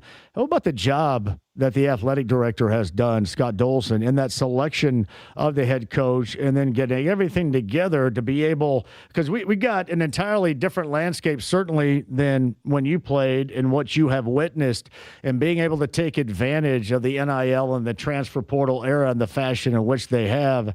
You know, how much of that do you put at the foot of Scott Dolson and the great job he's done? Yeah, and you know what? It starts at the top. I guess credit to Pam Whitten, who is the top of the food chain there, and then down to Scott Dolson and what he's been able to do to be given that chance to search far and wide for, as it turns out, to be the best right now. Well, it's interesting because you go back to 76. You know, IU's basketball program, unbeaten. We know that, led by the late Bob Knight. Yeah. Opportunity for IU's football program to be unbeaten coming up this year. Your Miami Dolphins, unbeaten in 1972. Simply put, you've been in and around and certainly noticeable in a lot of unbeaten situations, have you not? Where would this one rank in terms of your alma mater and in terms of what you accomplished with the Dolphins professionally, Doug, back in 1972? Gee, John, I have to pick the 72 Dolphins, number one, and then number two, IU. Yeah, and everybody's still chasing, you know, obviously the accomplishments of you and Bob Greasy and Mercury Morris and Larry Zonka and that particular crew. Yeah. But it's just, I don't know if there's I guess a little bit of symmetry, Doug, to it. The fact that this is taking place in Miami against a Miami team in the Hurricanes, where, you know, you had an unbeaten season in 72. There's something that's got a little bit of rhythm, I think, about everything that's transpired with this Hoosier program this season to this point. Yeah, and when you look at Miami Hurricanes, they've had some tremendous teams, you know, and look at all the players. I think one year they had 6 guys, number one draft choices out of that program. So they're playing a formidable, you know, school that has some tradition in winning. And it's interesting. Go ahead, Sorry. Doug. I'm still here. That was just my phone ringing when it shouldn't have. Go ahead, sir. Sorry about that. It shouldn't be ringing, but it is. Go ahead. Hey, put your hiking boots on. Have you been to Hard Rock yet? I haven't. Okay. Am I going to have to walk a while? Think? Oh boy, beautiful stadium. Okay. The concourses are huge. Restaurants, bars everywhere. Kind of fits into Miami. Well, I'm going to be at the Diplomat staying. I don't know how far that is from Hard Rock. Now, where are you right now, Doug? Where are you calling from? Where do you call home? Fishers. Oh, you're up in Fishers. You're up in Fishers. I did not know you're up in Fishers right now. Well, why haven't you come out to a live show with me before? This is the first time we've talked, I think. Nobody's asked me. What? No. Hey, Doug, I blame the producers on that. That's not host error. That's producer error right there. My fault. I've been here for quite a while. Well, tell me this. When you go, how often, I guess I'll start right here. How often do you go to Bloomington for home games? At least one a year. As I get older, it gets harder. Okay? Yeah. Yeah. Well, it does. Yeah, well, I understand that, but man, it's so much pride, and really the stadium itself has evolved into something that's probably somewhat recognizable over the years than what you've witnessed in the past, just the way that it looks in general now. Yes. Now, we have a reunion every 5 years, John, the Rose Bowl team. Yeah. So we're due for one in a couple of years. I thought... Did you think about going to the Rose Bowl, considering, you know, the 67 team and what took place with IU a couple of weeks ago on New Year's Day against Alabama? Was that a consideration, or have you all along waited on this national championship opportunity? The Rose Bowl would have been the one, you know, having played there on New Year's Day. We're going through some things in the family now. and I got to stay close to home. Understand. Doug Crusan joins us. But are you going to the game Monday night, Doug? Did you say that earlier? Did I miss that? No, sir, I'm not going. Okay, no. you're going to watch it. You're going to watch it on. You're going to watch it on TV, which is going to be good enough. I guess in closing here, how proud are you of your program? You know, you brought so much success going back, and really, Doug, the '67 team you were a part of, with John Pont, the leader, that was the gold standard of this football program for so many years. How proud of you of what they've transitioned into with Curt Cignetti starting last year, and now what they've accomplished going into Monday night here. Yeah, where they are, just so proud of the program. You know, when John, real quick, when I was at IU, it was basketball and it was swimming and diving. Those were the big things in that era. And of course, we had the one good year in '67. But now to see it rise like it has, and also to see the entire state of Indiana just absolutely behind IU is beautiful to see. In closing here too, Doug, if you watch the Rose Bowl and the Peach Bowl and having both crowd settings being dramatically IU crowds, that had to give you a sense of incredible pride, because IU fans traveled to both those venues and filled them up. And that's my expectation coming up on Monday night in South Florida, even though that's the Hurricanes' home field. Oh, yes, sir. To see the Peach Bowl, it was all cream and crimson. It was amazing to see it. And hopefully the same thing will follow at Hard Rock. It's Doug Crusan, the former Hoosier, the former Dolphin. He has been through an unbeaten season back in 1972 with the Dolphins. He's been a part of a great season with the Hoosiers in 1967 with the Rose Bowl appearance, and he is one of the biggest backers that they have right now. We'll be watching coming up on Monday in that national championship game. And we have to reach out to you sometime when we're in and around Fisher so you can come out and hang out with us for a minute, okay? If you get a moment, we would love to have you. No problem. Thank you very much. I'll be available to you if you need me. There you go, Doug. Thank you very much. It's a pleasure. You're welcome, sir. Take care. Doug Crusan is on the Andy Moore Automotive Group hotline. A pleasure. Yeah, you know, I was thinking about that in terms of whenever Eddie White will bring up these Dolphin teams, the Shula-led teams, and certainly that of 72 and what they accomplished. But you think about that. You think about what IU is chasing coming up on Monday. Think about the 76 basketball team. 50 years of that. There is a lot of rhythm with having Doug Crusan on this show. Podcast at 1075thefan.com. Steve Walsh a little bit earlier, the former Hurricanes quarterback, also with us. Greg Rakestraw as well. Luther Campbell going to join us coming up in the 5 o'clock hour. Billy Corbin coming up tomorrow. Babe Laufenberg later on this week. Don Fisher coming up on Friday, per usual, in the 5 o'clock hour.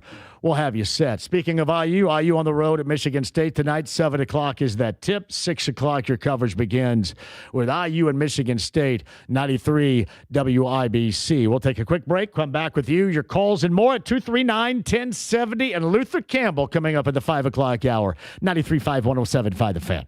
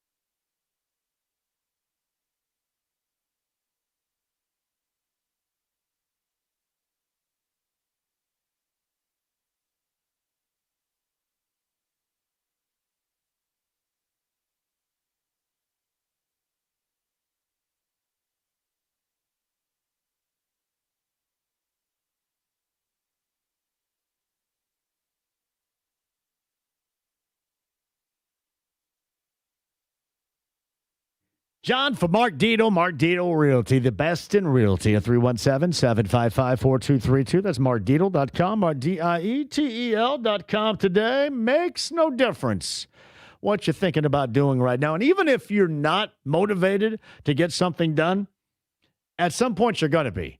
And I always say this, you can go ahead and go right now and call 317-755-4232 and tell Mark Dietel that I sent you, or you can file that number away because at some point, you're going to be looking for it. At some point, you'll want the absolute best in realty, whether it's maybe downsizing with kids going off to college, or if you're growing a family and simply put, you need more space. Mark Dietel will deliver exactly what you want. 317-755-4232. In fact, Mark Dietel is the only real estate expert I trust and recommend with the sale of my home. Mark Dietel guarantees your home sold at a mutually agreed upon price and deadline, or he will buy it. Pick your move date. There are no long-term contracts, and you can cancel at any time. It's Mark Dietel Realty today. That number one more time. Make sure you file it away, or if you need it right now, give them a call, 317-755-4232. That's markdietel.com, markdietel.com today.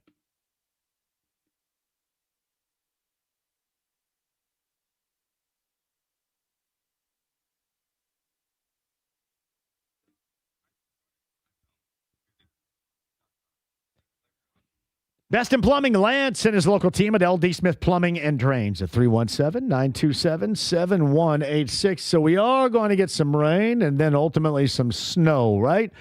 So I've mentioned this before, LD Smith Plumbing and Drains. Why the drains portion of it? Because you do not want situations to occur with a clogged drain in or around your home. That can certainly compromise the foundation. You know what it can do with a clogged drain on the interior, but even outside the home, it can cause a great deal of difficulty. Sidestep that with the best in plumbing and drains. That's LD Smith Plumbing and Drains today. Lance and his local team, 317-927-7186, online, ldsmithplumbing.com.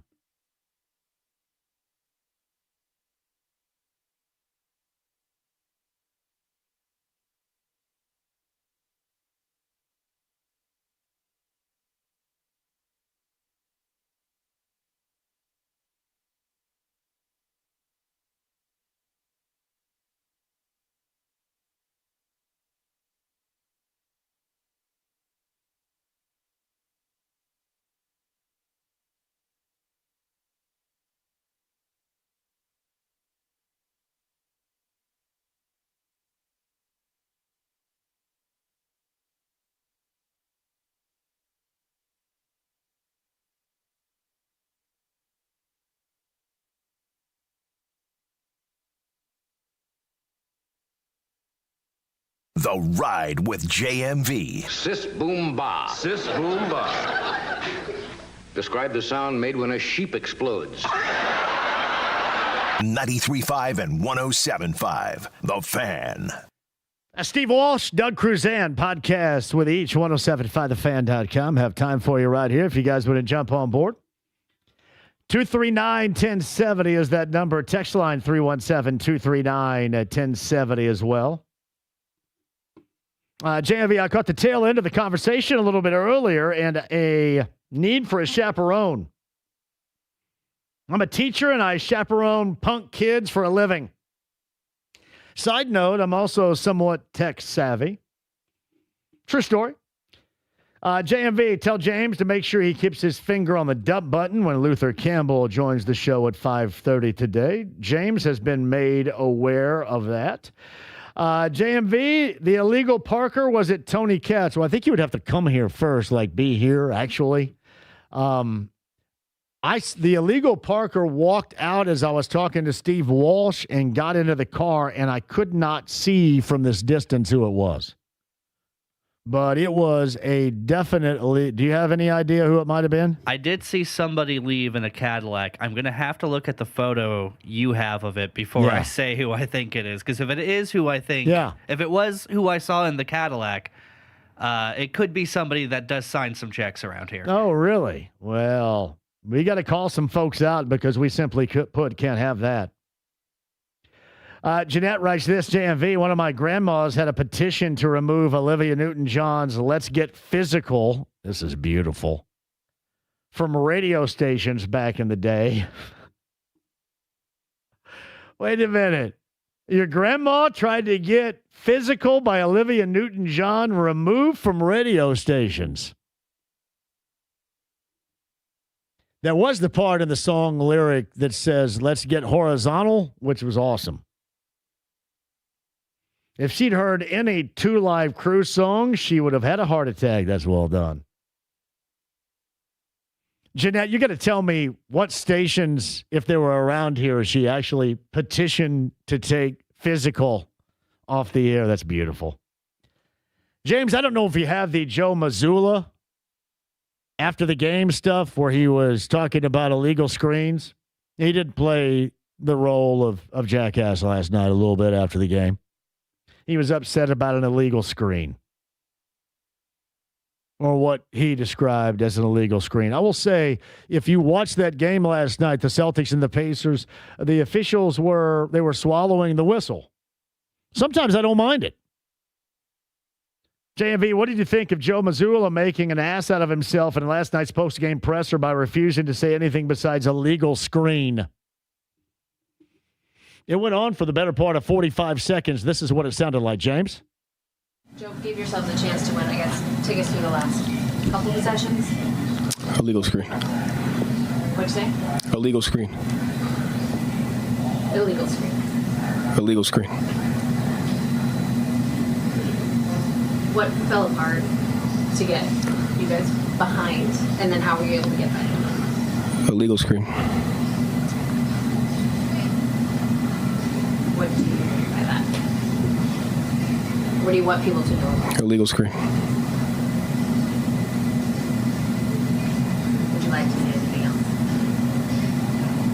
else? Illegal screen. That's exciting right there. See, you get that. And then yesterday there was debate on Lynn Carter and what she said to Liam Cohen in the post-game presser in Jacksonville. That's why this stuff is sometimes just so incredibly stupid. And I don't care. Like, what I care about is what fuels this show. I don't really, get in, the nerd fray, if you will. And I've never really done that. There were some people back in the day that said, you know what, can you go over there and be a part of that? And it never really helps because, one, by the time this show rolls around, you've got sound bites like that hell are almost a day old.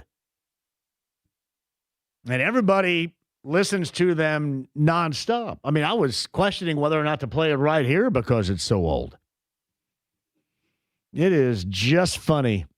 A legal screen. I'll be honest, it was funny, but it wasn't like hilarious. And I guess I wouldn't describe it, Casey, as a complete kind of making an ass of himself. But not funny, hilarious, but just kind of, it's silly. More so than anything else. Yes, Steve Walsh a little bit earlier. If you missed that podcast, 1075thefan.com. Doug Crusan, the former Hoosier, a little bit earlier, too. Greg Rakestraw also on the show. Luther Campbell going to join us coming up at the bottom of the hour, too. I believe the biggest Miami Hurricanes fan out there is Uncle Luke, who will join us. It's coming up bottom of the hour. Don't go anywhere. 5 o'clock hour. Your calls, I'm good for you. Coming up next at 239-1070 at the AAA Membership Lounge via YouTube Live. Stay right there. This is 93.5, 107.5 The Fan.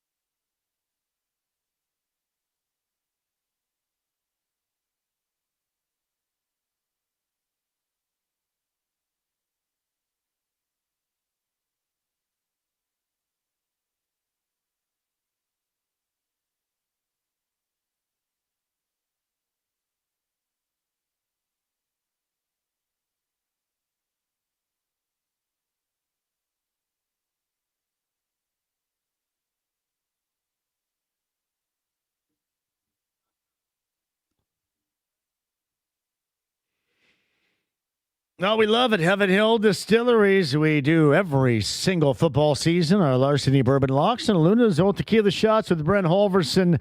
Love doing it, too. And our tavern tours are coming up this year as well. Be a part of that. We'll tell you where we're going at the end of every month. It is a tavern tour stop with our friends, Brent Holverson and the gang at Heaven Hill Distillery. Cannot wait to get that going for 2026. Heaven Hill Distillery and the Tavern Tour stops on 93.5 and 107.5 The Fan.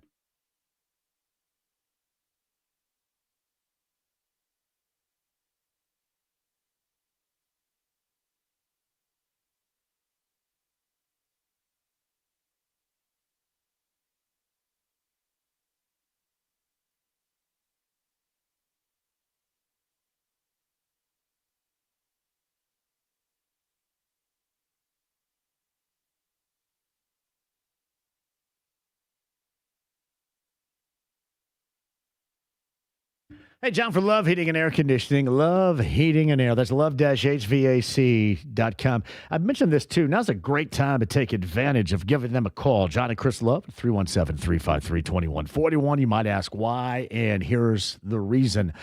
Because you can find out some things about your system as, we're getting closer and closer. We may even be close to the midway point of the winter right now. So you got to make sure that your system is running smoothly and efficiently, not costing you money and keeping you warm and comfortable during these winter months in your home.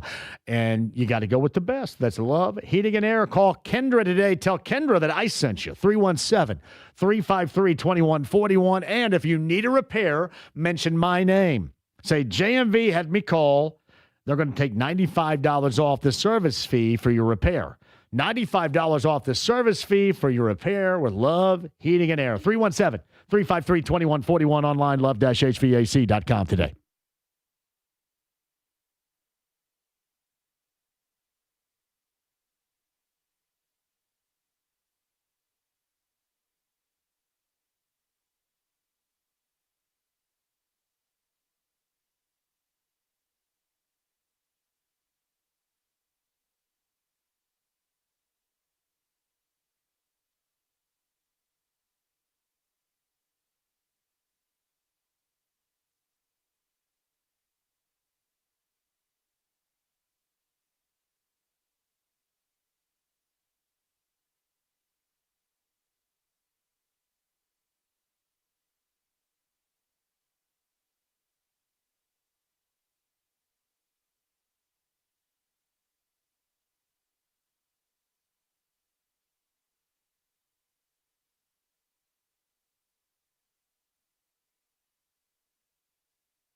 The Ride with JMV. What in the wide, wide world of sports is going on here? 93.5 and 107.5. The Fan. All right, 5 o'clock hour. Your calls at 239-1070 if you guys want to jump in. If you haven't had the opportunity yet because of guests, this is it. Luther Campbell, Uncle Luke, a.k.a. Luke Skywalker. Former leader of the Group 2 Live crew and the self-proclaimed biggest Miami Hurricanes fan out there. Uncle Luke's going to join us coming up at the bottom of the hour, and we're going to talk about the matchup. You know how old Luther Campbell is? I just looked this up. You want to guess? 55? 65 years old. Oh, wow. Uncle Luke's 65. Like, I'm thinking about in terms of that age. And I guess the same with me, 56 right now. How old that felt when we were younger. Oh, man, 56. Well, this guy can't move around. What the hell?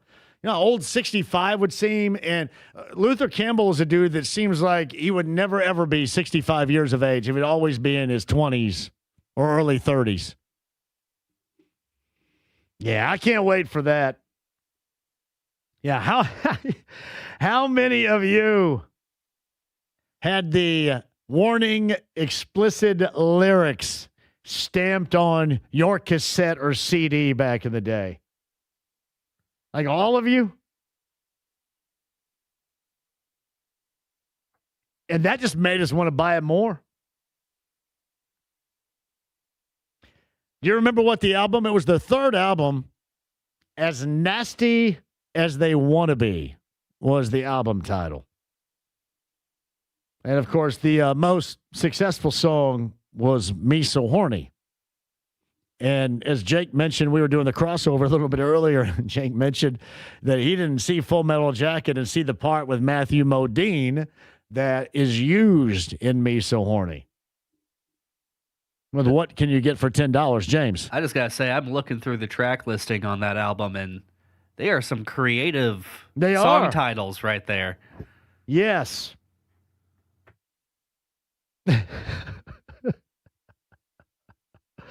I love it. Most of which I cannot say into this microphone right now. Really, there's very few. Get the Blank Out of My House was on the B side, and I had the 12-inch single of Me So Horny. That was on the B side right there. That is just great. That's an era right there. But it also shows the samples, and Full Metal Jacket was the sample.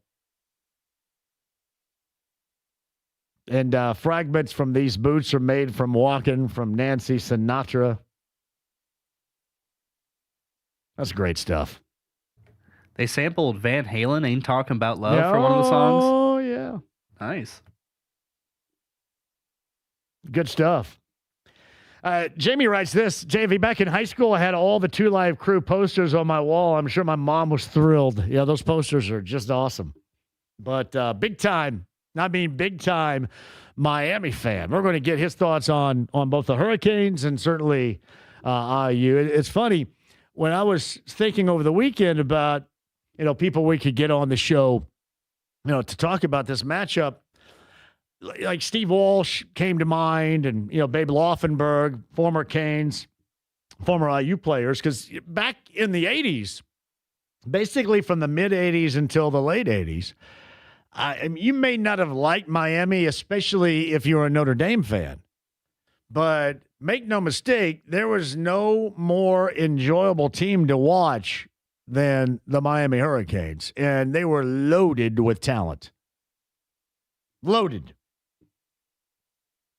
But I was thinking about guys we could bring on the show to talk up this game, not only up here, but then once we head certainly down to South Florida later on this weekend. And I swear to you, Luther Campbell was like the second person I thought of. And then lo and behold, James got it done. And yeah, if you're asking, JR says, JMV, have you reached out to Edgerrin James? I have reached out to Edgerrin James. So we are trying to get Edgerrin James on this show. And Edgerrin James has been on this show a number of times. But we are absolutely trying that. I know Jake was trying with Reggie Wayne. And we'll see if that works coming up later on this week. But absolutely we are trying with that. So true. JMV, this is from Chris. The last time we spoke was at the Strange Love concert. That was the cover band for Depeche Mode. I remember that, the Murat Egyptian Room. What was that 2 years ago this month, maybe? It was 2 years ago this month. Anyway, I just take great pleasure in listening to the interviews. Great time with Doug Crusan a moment ago, too. I really appreciate that. I thought Doug was great. I thought Steve Walsh was outstanding for what he brought. From then, which was a most interesting time, to now. See, a lot of these lyrics you guys are giving me from As Nasty As They Want to Be, I can't say here. I don't know why I can't. I mean, really, anybody knows. Hell, everybody says it. It's just a tap away on a phone right now, but we are still very restricted. Shout out to Derek. Uncle Luke put on one hell of a concert when I was at Ole Miss. Unfortunately, the bar owner who brought him there lost his liquor license. Excellent work. Yeah, there's no doubt, Sarah. Yeah, Amp Paris is the one. I say that I'm working on Edgerrin James. Actually, full disclosure, Amp is absolutely the one working on Edgerrin James. Just kind of works out that way. Yeah, 239-1070 is the number. I mentioned Mike Tomlin, who has stepped down after 19 seasons in Pittsburgh, almost matches up with that of John Harbaugh, who steps away last week after 18. And I asked the question, would you take the recent success or what Steeler fans call lack of success over what the Colts have done? Would you take that? And Adam responds with this: no, I wouldn't take the Steelers franchise of making the playoffs just to lose in the first round every year. The NFL's purgatory, and while the Colts haven't been making the postseason, we have just been outside the postseason. Steelers are one game better than the Colts, and that's it. True, I would take that. See, and what, to me, Adam, that says regarding the Colts, that it is even more magnified that you should be proactive in these moments. Think about, I'm assuming there was a mutual conclusion that the Steelers and Mike Tomlin came away with. We're talking about a team here that hasn't made the postseason in 5 years. At least they've been in the postseason. They haven't had a losing record in 19 under Mike Tomlin.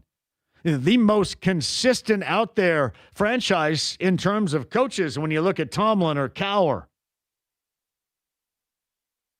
The last two. Going all the way back to Chuck Noll this time. I know we're talking about different levels of greatness here, but in terms of the Colts, I think that more even magnifies why you should do something. More than just sitting here and going, yeah, you know what, everything's going to be okay. We believe we're close. There's really no evidence of that. So I'd take it. If it's a step above, I'd take it. Because this whole thing, not being a part of the postseason, not even having any dialogue going into the postseason in the last 5 years, you have to admit this has sucked. And it's so much worse when you're out of it, especially if you're not making enough headway to get back into it after 5 seasons. Luther Campbell, bottom of the hour. Sean at 239-1070 right now. Hello, Sean. How are you? Hey, I'm good. How you doing, JMV? Outstanding. Sean, go ahead.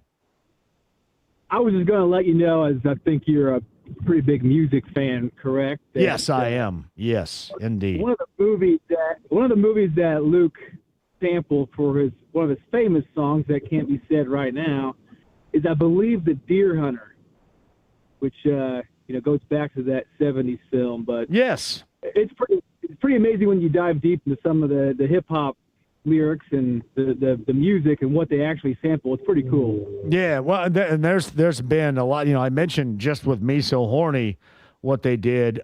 There's something in Dirty Nursery Rhymes, I think, that goes along. And remember, at that time, Andrew Dice Clay had his nursery rhyme things going. I think that was had something going on. Clarence Carter had a reference. I think they've utilized Richard Pryor, Rob Bass, and Easy Rock, a couple of different things. I mean, they've had a lot going on in terms of sampling. Guns N' Roses, I think, was a part of it too. I guess I don't remember. I don't remember in this case the Deer Hunter, but at least not right off the top of my head. KC the Sunshine Band. Yeah, there's been a ton. I'm a big fan of sampling. I guess that's because of the era in which I grew up with music, and that's when it really became prominent. But I've always been a big fan of sampling. All right, man. Sean, what else you got? Sir. That's what I got. Thank you for the call, Sean. You do that anytime. SPT chimes in with this, and I do agree with you. The Steelers are relevant and won a division. The Colts are not. I would take that in a heartbeat. Yeah, just being a part of it. Listen, we would still be critical about it, right? Probably to the point where we'd be calling for somebody's gig. But at least you're there. And you have overcome a great deal in trying to get there. And let's face it, too, the Steelers standard going all the way back is certainly bigger than that of what has been around here. I mean, I'm going all the way back to the 70s. But now I would take it. I wouldn't be satisfied with it. Nobody's suggesting you have to take it and go, well, this is good. This is good enough, so everybody's happy.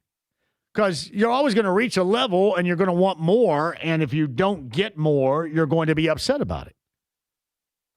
I'm not sure that applies coming up on Monday night. But knowing this to be true, whether it's the Vegas odds or IU fans in general, there is a belief, and I happen to be one, that think this is a game that IU wins unless IU beats themselves. That's 100% how I view this game. And the loser's going to have massive disappointment because you're on the doorstep.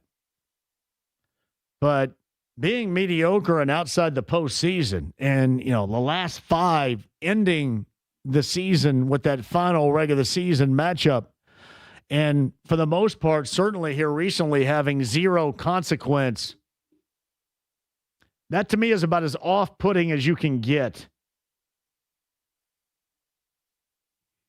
Anthony writes this, JMV, I would not trade for the Steelers the last few years of success because the Colts get a better draft pick every year except for when they trade it for a quarterback. Yeah, I mean, you can't even utilize that as a feel-good right now. The only feel-good you have for this team that is recognizable is crossing your fingers and hoping. And that has been a constant. Crossing your fingers and hoping that a quarterback's going to be healthy. That the offense is going to go back to that first 2-month sample size. That you're going to find what is necessary defensively. That in year 10 of the general manager is going to work out. In year 4, the head coach is going to work out. And believe me, if you sit here and you're reluctant to say that, you have all the information, all the evidence on your side to this point. There's really nothing that can be said. There's not much of an argument to be had. My man Manny's up next at 239-1070. Hello, Manny. How are you? Hey, JMV, what's up, man? It's Manny, man. What is going on in your world, Manny? Hey, man, a couple things, man. I just wanted to say, heck yeah, I would take it, man. I mean, you know what I'm saying? I think Mike Tomlin is a better coach, good coach. They was in quarterback purgatory there for a little bit too, just like us. But at least they made the playoffs. You know what I'm saying? I think. Well, I would find it a struggle to be in the corner to find success from Aaron Rodgers. That would be a struggle, but. Everything else, T.J. Watt, Highsmith, a guy like Haywood, those are good dudes defensively that I could get down with. And certainly I know that they're disappointed in Pittsburgh, but it has been 19 years of nothing but winning. And I would think that even if you're discouraged because you haven't gone deep or even recently gotten out of the first round, the first weekend of the playoffs, I would take that more than not being involved at all. Yes, and sir. being sir. really, if you're the Colts, of zero consequence right now. Hey, JMV, you Yes. on your way to Florida, South Florida, How man. about that, man? Do you believe that? Hey, man, I wish I could go, man. I know y'all going to have a heck of a time. And one more thing, man, about IU. Hey, man, I think they're gonna do the same thing they did to Oregon and all the other teams. As long as they play that game, I don't see nobody beating them, man. This is their year. Yeah, the execution factor to me, Manny, is just what to me takes them over the top more than anything else. And what you have witnessed with Miami is a team that sometimes has a significant struggle in that capacity. Yep. So I think I'm not suggesting Miami's not good enough to beat them. They're clearly good enough to beat them. But I think IU would have to do a lot of beating themselves that would be incredibly uncharacteristic of what we have witnessed in the Rose Bowl and the Peach Bowl with those games with Alabama and Oregon. And they just don't do that. I don't see them beating themselves. I mean, you know what I'm saying? Hey, man. Hey, you got my man Luther Campbell coming on. Yes. Man. You know, hey, I'm gonna give you a quick reference. You remember in the Players Club when he was at the club, and Ice Cube man was trying to get up into the spot where he was sitting, and Michael Clark Duncan was with us then. and they wouldn't allow him to get up in there where they were, and Michael Clark Duncan hit him in the back of the head. Remember that? I don't remember that. I'm glad you're sharing this with me because this is one hell of a story you got working here, Manny. Yeah, you got to check out the Players Club. You ain't never seen the Players Club? No, I've not seen that film. That's what you're talking about, right? The film, right? Yeah. It's with Bernie Mac. Jamie Foxx I know. I know what you're talking about. I've never seen that. You believe it? Crazy. Yeah. Oh, yeah. Well, check out that scene, man. Hey, man, I'm looking forward to February, man. Enjoy the rest of your show, man. Well, Manny, you got to go to New Edition, Tony Braxton, and Boys to Men with us, right? Yes, sir. You got it, Manny. I can't wait. You got it, Manny. Thank you very much. The last time they were in town, it was New Edition Guy and who else? New Edition and just Guy. No, Keith Sweat was with him. And me and Manny and Mike Wells. Now, I think Mike Wells made fun of Manny, James, because Manny spent some time in the bathroom. I think I remember the story, actually. Mike Wells was, so we may have to make fun of Wells. I think Wells wants to go too. Yeah, Elliot, I watched that last night too. Elliot chimes in on the text line at 317-239-1070. Watching the Eagles game. Their outstanding all-pro second-year cornerback. Yeah, Quinton Mitchell, the first all-pro, both his rookie and his first year. And if the Colts would have selected him instead of Leatu Latu when a cornerback was a pressing need, they would not have made the Sauce Gardner trade. Another Ballard mistake, and they're still looking for a consistent pass rush. I wondered, after especially watching this weekend, because among the Eagles that had a good game and that loss, it was him. Now, you can look at that. They've been chasing this whole edge rushing consistent difference maker for years and not gotten it right. I mean, you get maybe at best halfway there. And then just kind of wonder, and as Rick Venturi brings up all the time, you're looking for that first wave type of impression at somebody playing that position. You know, the one reason why I picked the Texans to go to the Super Bowl, and their quarterback didn't play well. C.J. Stroud was not very good last night. The defense, however, was dramatic, especially late in that game. And you look at guys like Anderson and Hunter. You saw Rankins get that touchdown on the strip and scoop and score. You know, what they're able to accomplish in the secondary. You know, Lassiter, for example, manning that. But when and if the expectation is Stroud plays better. I mean, you have Stroud, and I know we'll be watching some situations, obviously, with Nico Collins further in the week, but they do have what it takes to, I think, win, and that was not even a tight game at the end, but win, especially on the road, because they dramatically can put pressure on the quarterback, and they do have guys in essential positions. And that's something that the Colts have either tried to do and been unsuccessful in doing. And you witnessed that last night in Pittsburgh for the Houston Texans. Sarah says, where did Mitchell go to college? I believe that was Toledo, was it not? S. Willie says, JMV, I just called in and referenced 2 Live Crew sampling The Deer Hunter. I was mistaken. Yeah, Full Metal Jacket is what it was. The Stanley Kubrick film. It was Modine sitting there. It was basically, that was right after they ended and Hartman got snuffed out by Private Pyle at the end of Basic. And then, you know, basically next up you get those guys in Vietnam, and the hooker walks up and, what can I get for $10? That is the reference right there. Well done. Quick break. We'll come back. Luther Campbell's going to join us coming up on the other side.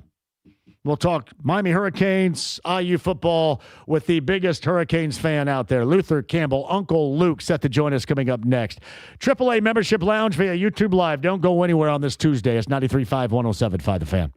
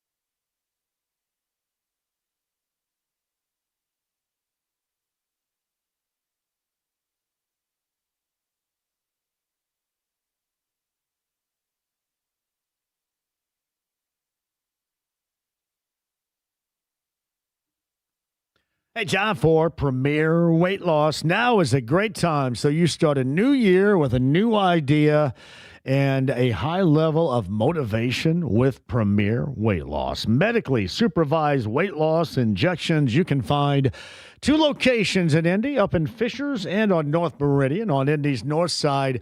That is Premier Weight Loss. I have been a member going all the way back to almost 2 years. It'll be 2 years mid-summertime now. And very thankful that Thomas brought me on board because it has worked. You combine that with work at a higher level, you can hit every goal. You can surpass goals and ultimately be, especially health-wise, something maybe you never thought you would be again.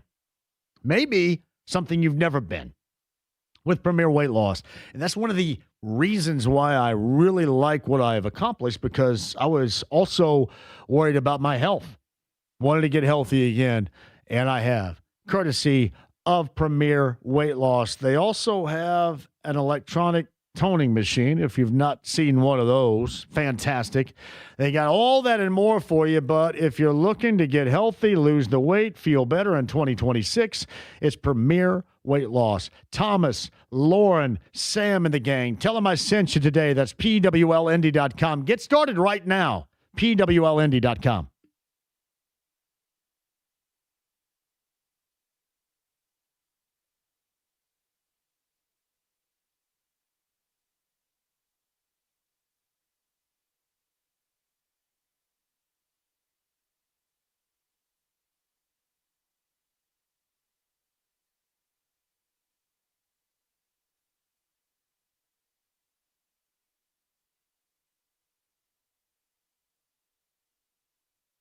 Oh, you got the experts, my friend Mike and the gang at Express Pro Tire and Auto.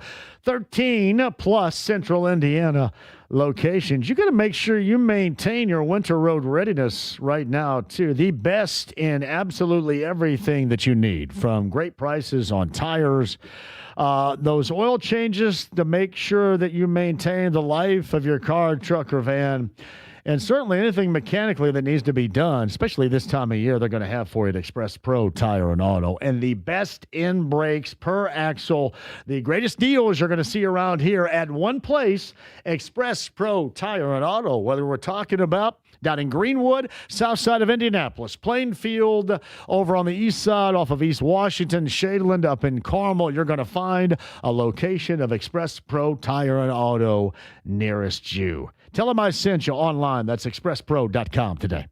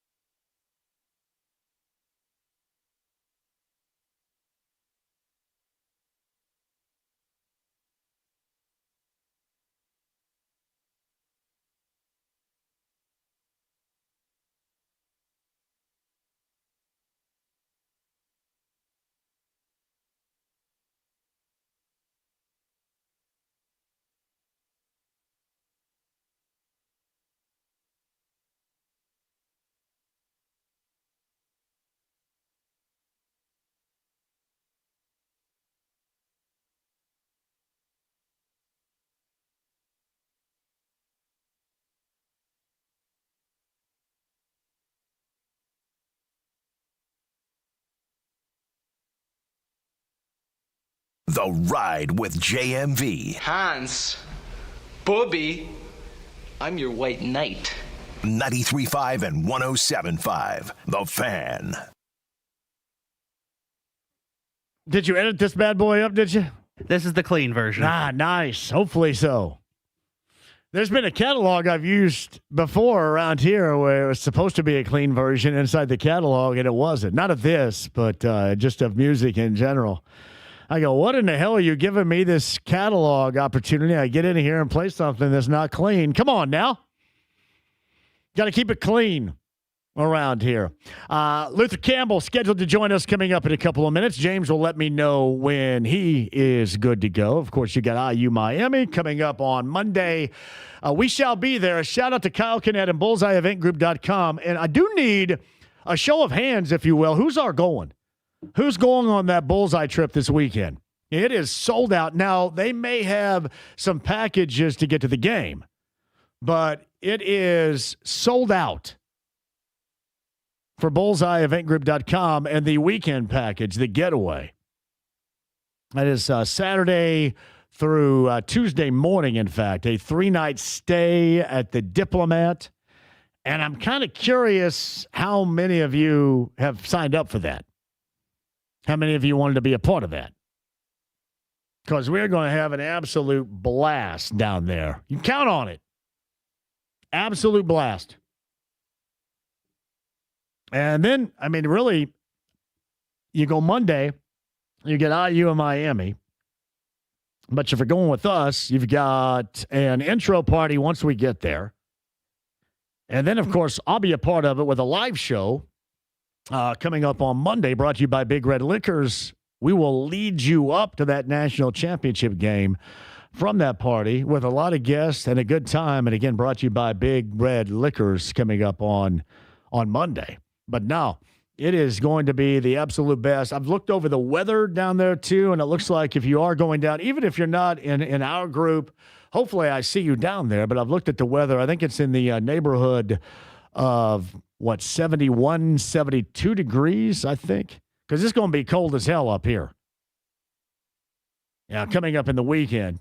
And down there, I think it's somewhere around 72, 70 degrees. Yes. And this time of year, when it's going to be 17 up here, this time of year, you will certainly take that. And that is going to be us coming up in South Florida, Saturday through Tuesday with BullseyeEventGroup.com. And I'm incredibly excited to be a part of that. And thanks to Kyle Kinnett. And again, our friends at Big Red Liquors for sponsoring the live show down there coming up on Monday, as we will lead you up until the national championship game live from the Bullseye Event Group party. Other than that, I know a lot of you have reached out that you are going, and certainly you're excited about being a part of it. And hopefully we can all meet up and have a little meet and greet and such out there. We await Luther Campbell in his call right here, scheduled to join us. We shall see. Clock is ticking right now at 5:32. We have a hard out at 6 o'clock tonight. Do we really? What's up at 6? We could go after, couldn't we, if we wanted to? Yeah. Well, we have instant replay coming we could on go right after we wanted to. If there's some lateness here, then we're having fun with it. I don't know if anybody would yell at me. They may. We await Luther Campbell. Yeah, I mentioned tomorrow Billy Corbin's going to join us. Billy Corbin was the guy that put together the 30 for 30s on the U. You know, a couple of those. We talked to Steve Walsh on the show a little bit earlier. He was a part of that 87 national championship team, and then he was a part of that team that lost, if you remember, to Notre Dame, the whole Catholics versus the convicts era right there. But Steve Walsh joined us and, talked about that particular era and then what he has seen from Fernando Mendoza. Yeah, he mentioned that he was a tremendous fan of Curt Cignetti and noticed him while he was at James Madison. But if you missed Steve Walsh a little bit earlier, that podcast is at 1075thefan.com. But back to our guest, Jamal. Billy Corbin's been on the show before, and he was a writer, producer, director, and directed the 30 for 30s with the U. Those are some of the initial 30 for 30s as well. Yes. I have been told by Todd to not go past 6 o'clock because we have the Colts update at 6 o'clock. Oh, yeah, we can't do it then. I don't know if did I not see it up there? So no 6 o'clock. Clock is ticking right now, Luke. Let's go. Come on now. I'm fired up and ready. I spent a lot of time more than 5 minutes in preparation for this. Mostly, this is life experience. Clock is ticking. At any rate, Billy Corben's tomorrow. He also did Cocaine Cowboys, which was a biography about the drug smuggling that went on in the late 70s and early 80s down in South Florida and in and around Miami. And it was incredible. Still is today if you watch that. Without question. Incredible today. This is great. JMV, I'm not going to say my name here. I grew up in downtown Indianapolis when I was younger. Me and my friends would throw eggs at cars down Washington Street just to get chased. Fun time. Yeah, much different nowadays, certainly, than when it was. Much different nowadays. I brought that up a little bit earlier. And this was because of the double parker out of the parking lot right there. Stuff happens, though, to say the least. JMV, I completely get what you're talking about regarding the Colts, too. And as a Steeler fan, it's been incredibly disappointing to see what they haven't accomplished here in the last handful of years. But it's also disappointing seeing Mike Tomlin go after 19. Is it fair to be disappointed on both sides? I think it is, because you look at what happened with John Harbaugh last week in Baltimore, and I don't know how similar the circumstances are. You could see the Tomlin thing coming. You didn't really see the John Harbaugh thing. The John Harbaugh thing was certainly more of a surprise and more unfortunate, I would think. But when you look at both of them, and certainly John Harbaugh, he's vetting those that have available head coaching positions. He's vetting those more than I think, they're interviewing and vetting him. And Tomlin would probably have a similar opportunity, I would guess. But not the biggest surprise today, but in terms of one division and of head coaches, Mike Tomlin, 19 years in Pittsburgh, John Harbaugh, 18 years in Baltimore. That is pretty stinking incredible. That is some longevity. And still, no matter how you look at it, just some high level stuff. I'm assuming that there are a lot of teams out there. It wouldn't take very long. I mentioned last night that both Joe Buck and Troy Aikman referenced that it wouldn't take very long for Tomlin to get a job if he wanted another job. But that division saw a massive exodus from guys that have set the standard and been there equally for a long time. I'll tell you what, James, I am going to take a break right here in case this dude does call coming up here. If he doesn't, I am going to be profoundly disappointed. This may be the biggest disappointment in my career. And I'm not mad at you because this happens. But I'm going to be profoundly disappointed because I spent at least 7 minutes in preparation. Again, a lot of it was life preparation, but at least 7 minutes in preparation. So I got my fingers crossed because we've got to have a Luther Campbell visit coming up on the other side. We'll set the stage for tomorrow. Babe Laufenberg later on this week as well. And then we're off coming up on Saturday down to South Florida with bullseyeeventgroup.com. And a shout out to Big Red Liquors for being the title sponsor of our live show before the national championship game in South Florida coming up on Monday. We'll see if Uncle Luke makes an appearance, we'll hope, or all my 5 minutes of preparation down the drain on this Tuesday. Don't go anywhere. It's 93.5, 107.5 The Fan.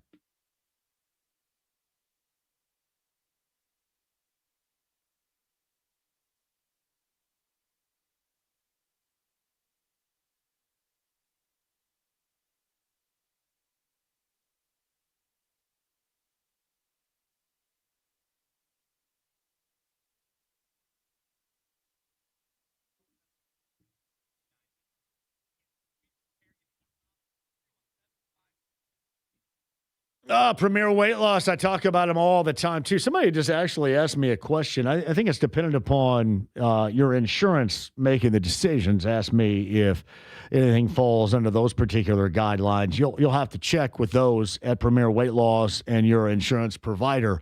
But I can tell you this, if you're thinking about going into 2026 and starting down a weight loss path, a journey, if you will, this is it with Premier Weight Loss. Medically supervised weight loss injections here in Indianapolis at 2 locations, Northside, North Meridian, and in Fishers. That is Premier Weight Loss. And yeah, of course it works. I can tell you it works. I can show you that it works. It does. And the greatest thing about it is it has put me in the best shape of my life. I don't care what era we're talking about, teens, 20s, 30s, the best shape of my life. And it also set up all new habits for me.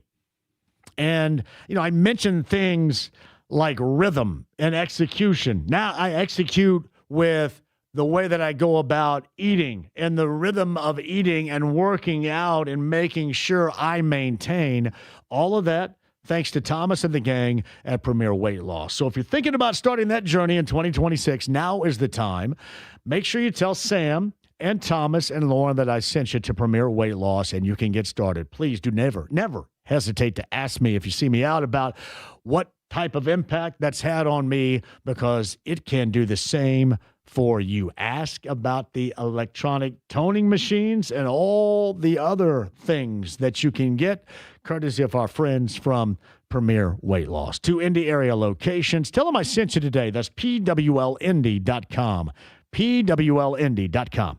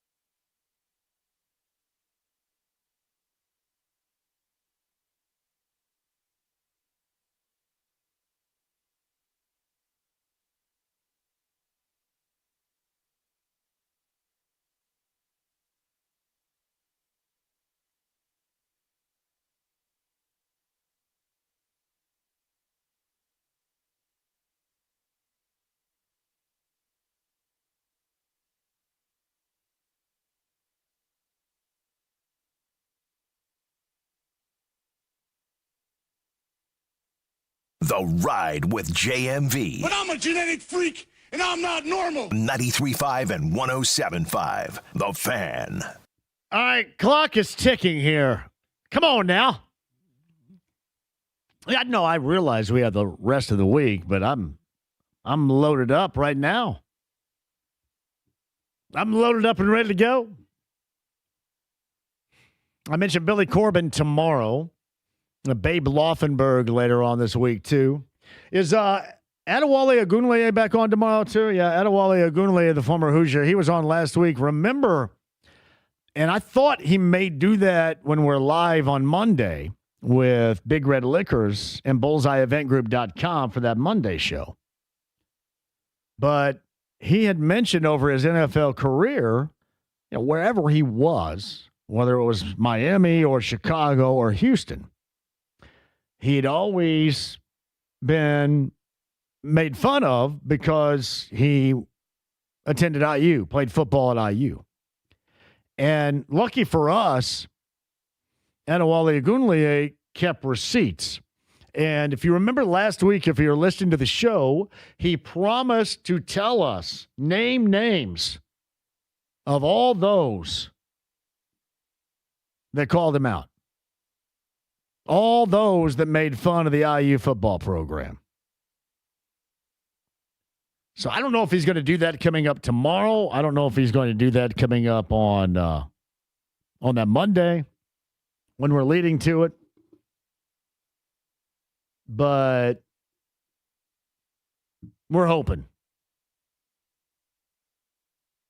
That's what I'm hoping for tomorrow, too. Like a little mixture of hope. I know, let's see, 15 minutes and counting, JMV. We got to have this interview this week at least. I know. I'm right there with you. Yeah, I did see this. Somebody had sent me this a little bit earlier, too. This is not in the realm of sports, but it does interest me a great deal. I think it was a friend of mine, Greg, that sent me this. The film that has got a kind of a short-term screen release right now, then goes nationwide coming up. And, this event, based upon the events that took place, I think back in 1977, the Tony Kuritsa story. It's called Dead Man's Wire. Have you guys heard about that film, Dead Man's Wire? Of course, took place in downtown Indy.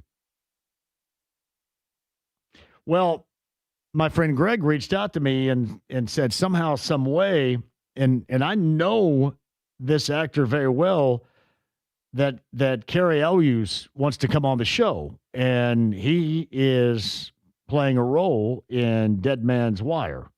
So I'm thinking that's cool. Now, he was in A Princess Bride. Does that mean I'd have to watch A Princess Bride? Because he was the star of that, wasn't he? He was the star in that, and I think you should watch it even if I don't know even if regardless. I don't know if I want to do that. That's such a good movie. I know it. Well, no, I don't know it. I've never seen a moment of it. That's shocking to me. What else has Cary Elwes been in? What was the one with? He was in Robin Hood Men in Tights. Yes. I believe that was one. What was the one with what's her name that was so repulsed by my existence at the track that time? Help me out. I got a picture with her. I'll have to send that back out. I was much different looking back then, but you could tell she was kicking and screaming, having to get up next to me with a picture. He was in Glory, Days of Thunder. Yes, he was in Twister. In Days of Thunder would work. Twister. What else? Keep going. Liar, Liar, Ella Enchanted, No Strings Attached, Blackberry. He was apparently in the most recent Mission Impossible movie, or one of the most recent ones. Well, Alicia Silverstone. That's who was repulsed by my existence once upon a time at the track. I got a great picture. I thought I looked pretty decent, too, for the time. And she looked really good. Is it The Crush? The Crush. He was in that, right? I believe. Yeah. Yeah, I will set this up and we'll get him on. See, everybody's telling me I have to watch A Princess Bride. I don't think it's necessary. I'm going to tell you what, when we have him on, he can be the one to motivate me to see it. Now, I can't lie. I am not sure if it will be up your alley. I love it, but it may not exactly be your type of movie. Well, I think there's a reason. It came out in 86, 87. There's probably been a reason why I've navigated around it. Being such an 80s guy as I am right there. And everybody tells me it's great. I mean, to be fair, though, you haven't seen all of Back to the Future yet, have you? No, not all at the same time. I've seen it all, but not all at once. And I've not seen the 2 sequels after either. Well, I mean, you can kind of just stop at the first one. I've never seen in its entirety Gremlins, which makes no sense either. That one is shocking. Yeah, because Phoebe Cates is a part of Gremlins right there, but I've never seen that. So yeah, we'll set that up and get that guy on. That should be a good film because you think about that going back to the 70s. That was a legendary taking place live in front of everybody situation here downtown with Tony Kuritzis. Dead Man's Wire is the film. Cary Elwes is the actor who is a part of it. We'll get him on too. It looks like the clock is ticking and there's no Uncle Luke sighting yet. Come on now. This is going to bum. I've been bummed out by rappers before. You know the last rapper that bummed me out and didn't show up? You want to guess who that was? Anybody have a guess? Last rapper who was booked for the show and didn't, it's been years ago. And then I made fun of him a great deal afterwards. Want to know who that is? Go ahead and tell me. Ja Rule. Really? Ja Rule. You had Ja booked. Ja Rule was booked to the show and never showed up. He was doing a show, I think, at the Vogue and didn't show up. Must have been too busy with the Fire Festival stuff. Yeah, and then I made fun of him like the rest of his existence. Yeah, like the whole grunting and stuff. Pretty funny. But that's the only one. I think everybody else we've ever had on here has shown up, whether it's, Aunt Paris setting it up or DJ Indiana Jones, the late, great DJ Indiana Jones used to set up guys all the time. Eric Sermon was on here. Chuck D's been on the show before. Flavor Flav's been on the show before.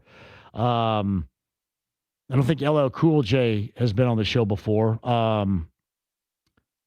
Who else? The Big Boy's been on the show before, I think. So there have been a lot of rapping dudes, a lot of hip-hop artists that have been on the show before. I think everybody from New Edition, except for Bobby Brown. Bobby Brown's never been on, but everybody else has been on the show before.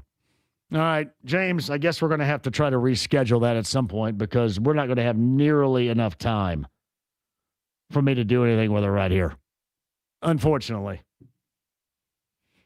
See, Hatfield says you'd like The Princess Bride. If I did, and I know that Andre the Giant's in it, but I don't think that's going to be enough. And Joseph says that Elwes is also in Saw. Is that the original Saw? I guess he is. I've never been a huge Saw guy, but now that I think about it, I think he is in the first one. In that too. The Crush was what I was thinking about, though, with the Alicia Silverstone, who was in a Diary of a Wimpy Kid debuted, if you remember, at the track years ago. And they had the debut, the premiere, out in Pagoda Plaza. And she and Thomas Everett Scott, the actor who was also very notable at the time and was in the movie with the Wonders, That Thing That You Do, and played drums, they were both out there and hung out with me for a while. And it seemed like that she may have been a little bit repulsed by my existence. That's all right. Just a thought. All right, anyway, we'll try to reschedule Uncle Luke, and I am as bummed as you guys are right here because I put all of 7 minutes in preparation for this bad boy. I'm going to have to get all my 7 minutes back now. I mean, the rest of it was live preparation. We are happy that Doug Crusan joined the show, former Hoosier, a little bit earlier. He is hopefully going to be watching an unbeaten season for IU in a 50-year unbeaten basketball season for the Hoosier basketball program and that celebration. And he was a member at left tackle protecting the blind side of Bob Greasy for the 72 unbeaten Dolphins, a member of the 67 Rose Bowl team. Doug Crusan on the show a little bit earlier. If you missed Steve Walsh, double back and check that out because that had a lot of modern-day era stuff and old-school stuff there. The perfect combination of his former team with Carson Beck and Fernando Mendoza for IU in that matchup on Monday with his team back in 1987 winning the national title. And he was also a part of the Catholics versus the Convicts game. He brought that up. Just really good stuff with Steve Walsh, who was a high school coach in Minnesota. And Steve joined us a little bit earlier today with that podcast at 1075thefan.com. James, you mentioned Babe Laufenberg's on the show coming up tomorrow. The former IU quarterback, Babe Laufenberg, is going to be here. And Billy Corbin, as I mentioned before, is the director of the 30 for 30s involving the U and Cocaine Cowboys. I want to say he was a child actor as well, growing up in South Florida, and Billy Corbin is going to join us on the show coming up tomorrow. So we'll be loaded up for that Thursday and Friday as well. And again, coming up this weekend with bullseyeeventgroup.com, we are heading to South Florida for a weekend getaway that's going to be extraordinary. And a national championship game. And a lot of you are asking about tickets. A lot of you are asking about availability because we've got some last-minute people. The problem is right now it is tough. It may be tough to find ways and means to get there. But hopefully you can, and hopefully we can all get together. Oh, James, this is the most bummed I've ever been at the end of the show in my life. Sitting at home watching Arsenio Hall. It's like I just heard that version, not the real version. We'll see if we can't reschedule that. Something had to occur. He just didn't decide not to call. I'll keep my fingers crossed. Come on, man. See if we can get that later on this week. This is going to leave a mark. My thanks to Steve Walsh, Doug Crusan, Greg Rakestraw, podcast 1075thefan.com, all of you out there, James, you as well. Babe Laufenberg, Billy Corbin, all coming up on tomorrow's show. Don Fisher later on this week. Adewale Agunleye, former Hoosier, also coming up tomorrow. Have a great night. We'll be back tomorrow at 3. Again, never miss a second. 93.5 and 107.5, The Fan. IU basketball, 93 WIBC.